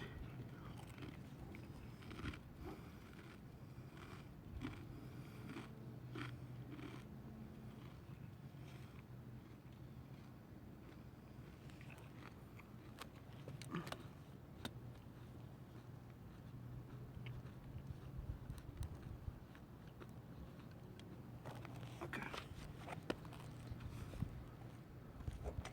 We're back there now. Had a little crash, but you just gotta work through it.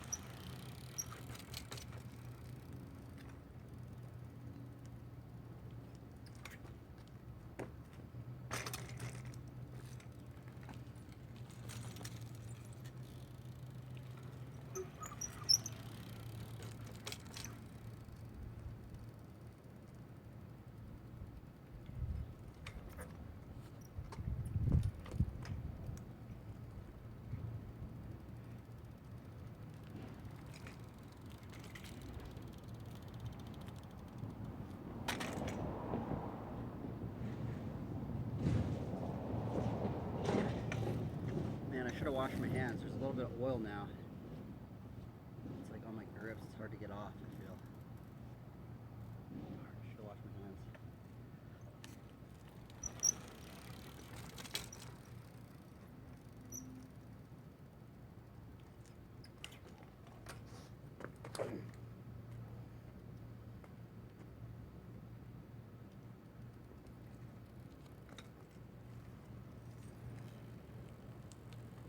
There might be a sunset. I don't know though. Oh yeah, there's probably gonna be a sunset.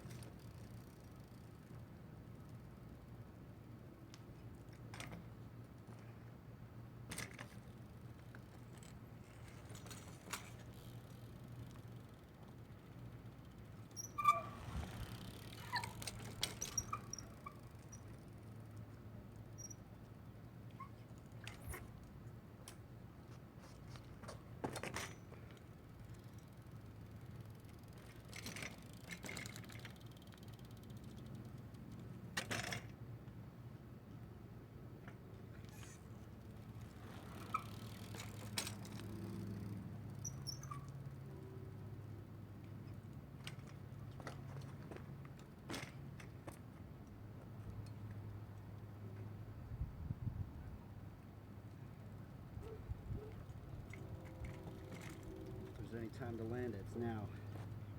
We got probably a 15-minute, 20-minute window.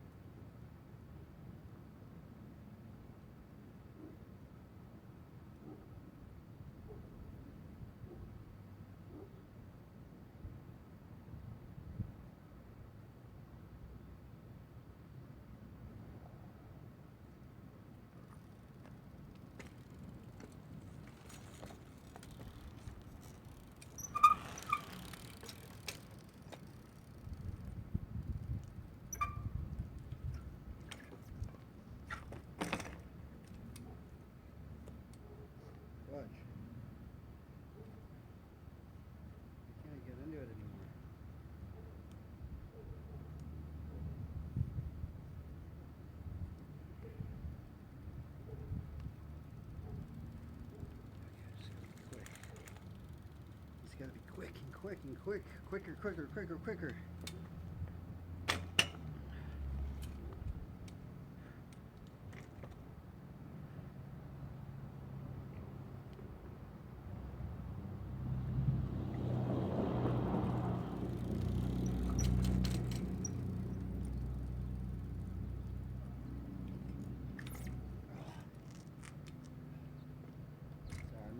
I'm not, I'm like, I don't know, I'm like kind of tired, so it's like my reaction time's kind of a little slower.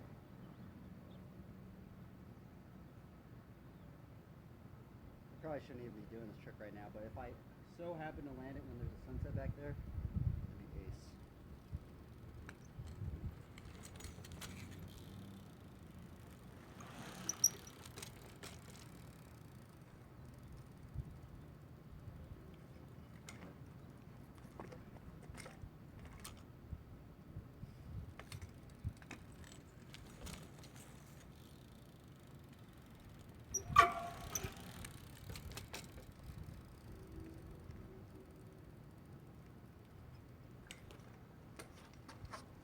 Oh, okay.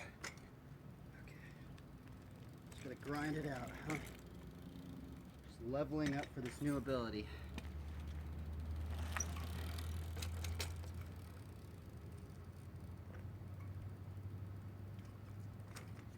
Oh man. It's like if you put your weight too much on that one side, it just like does not want to go.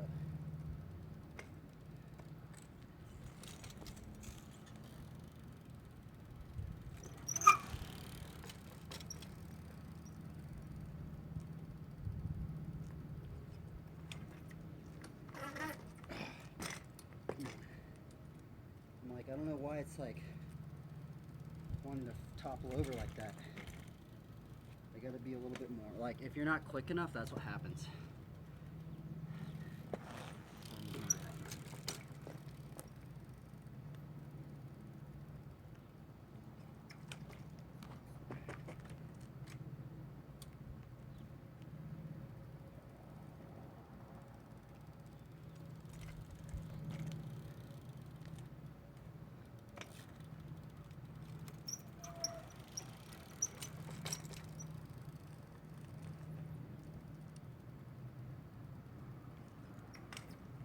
Man.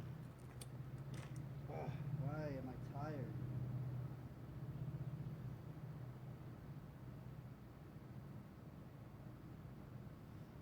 I wish there was just something that would just like make you not tired, you know? I wish you just rides for like 10 hours with the same energy all the time.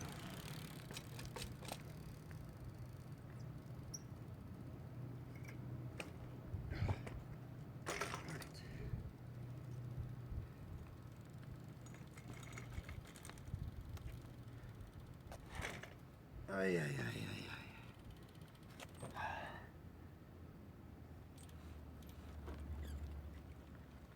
Okay, I really just gotta focus, hone in. Come on, let's do this. Ah, let's go.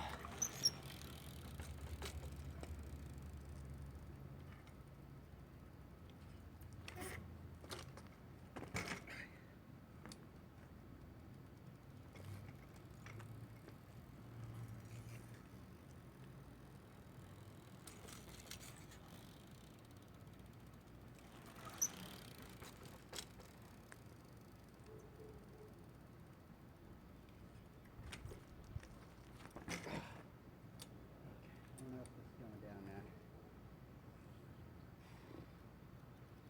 I think this trick just takes a little bit too much energy than what I can expend at the moment. Like, I really want to do it. I'm really trying. Man, I'm tired. It's like my fingers just hurt. And it's like making me not do it. I don't know. Yeah, it's just me just saying that.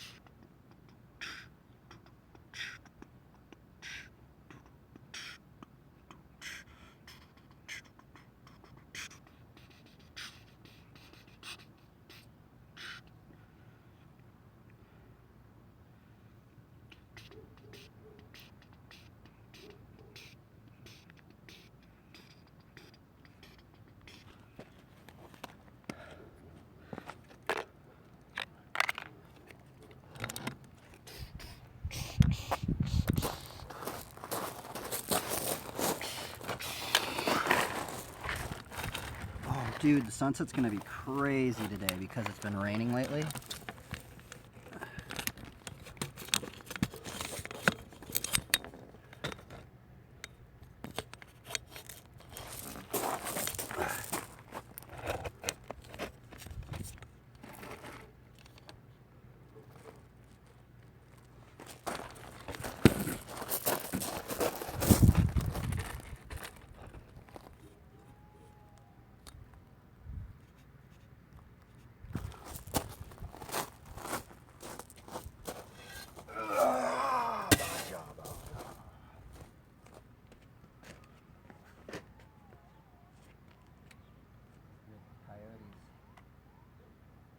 Coyotes have been mating with the wolves lately.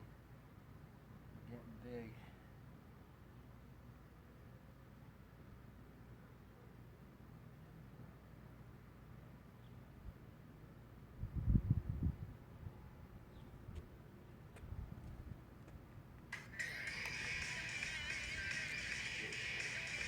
Let's go.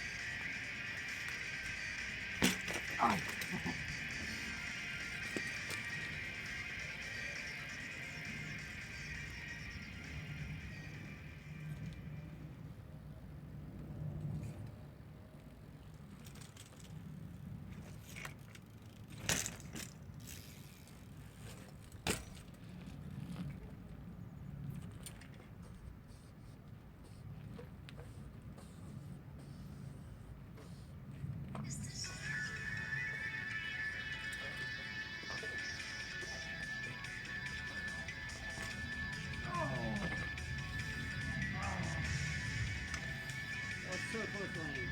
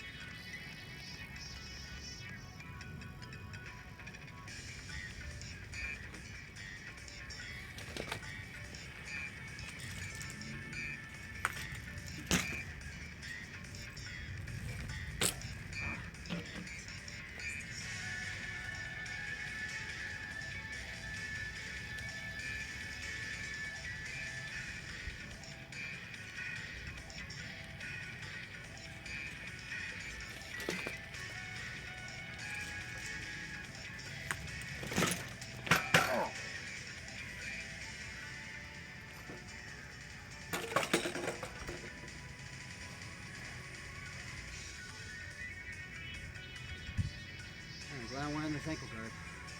That would have destroyed me. That's why I wear armor. It did hurt a little bit, but just kind of more scary. Just go, oh, did I get hurt? No, not really.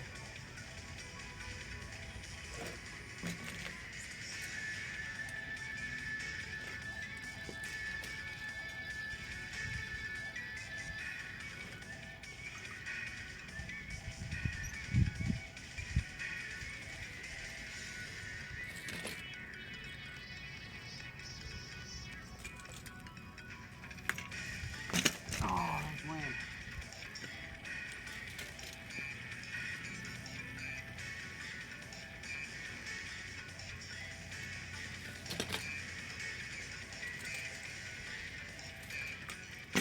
Oh, why can't I do this?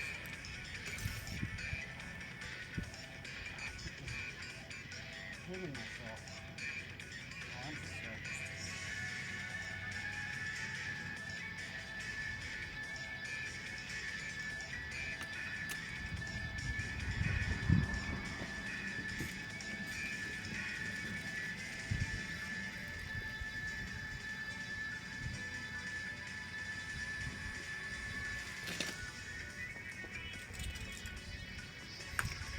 Oh, it's like good of it, man.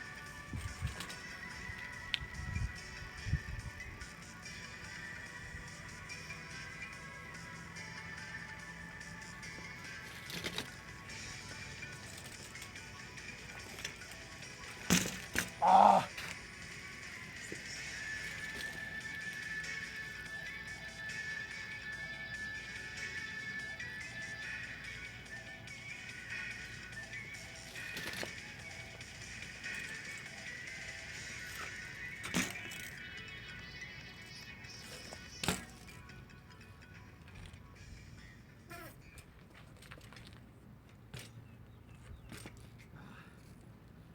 Yeah. We're on fumes now.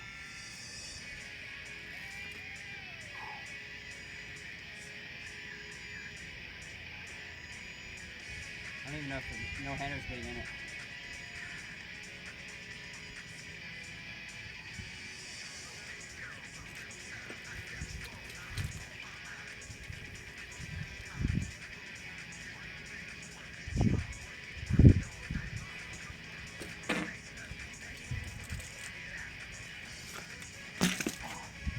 Can you do more straight?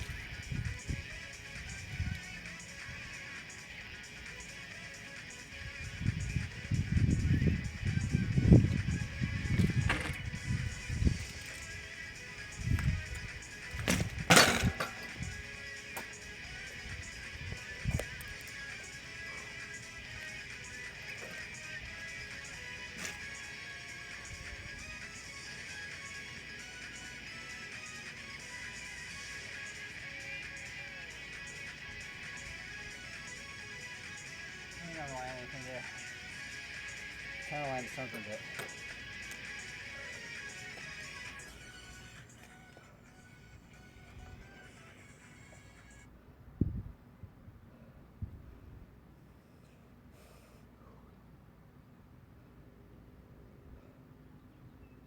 I love just sleeping good. That's why I like riding so much. It just makes you sleep so good.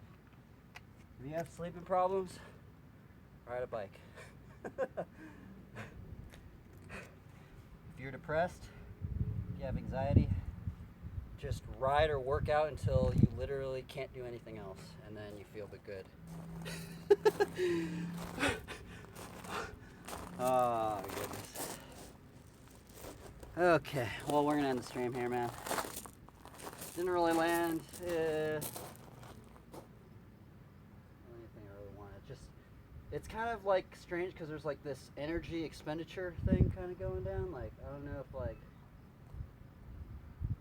you know, should I be saving all my energy and then just doing a line, or just, I don't know.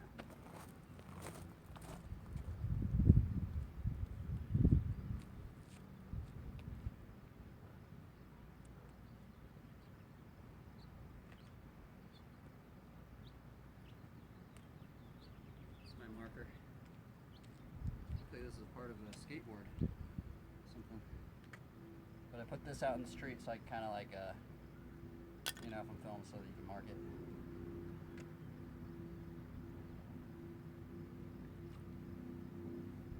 Okay. Time to end the stream. We just want to end it with a Bible verse. Okay, let's see here. Verse we gonna just put on my random Bible verse. For it is written, as I live, saith the Lord, every knee shall bow to me, and every tongue shall confess. God. Knee to the Lord, Lord. Glory be to God. Hosanna, Elohim, Yahweh, Jehovah, Justice, Second Adam. What other names of God are there? Yeshua. Is that all of them? Maybe? All I can remember at the moment. Apologies if I don't remember any of the other ones. Anyway, okay. See you, everybody. See you, everybody.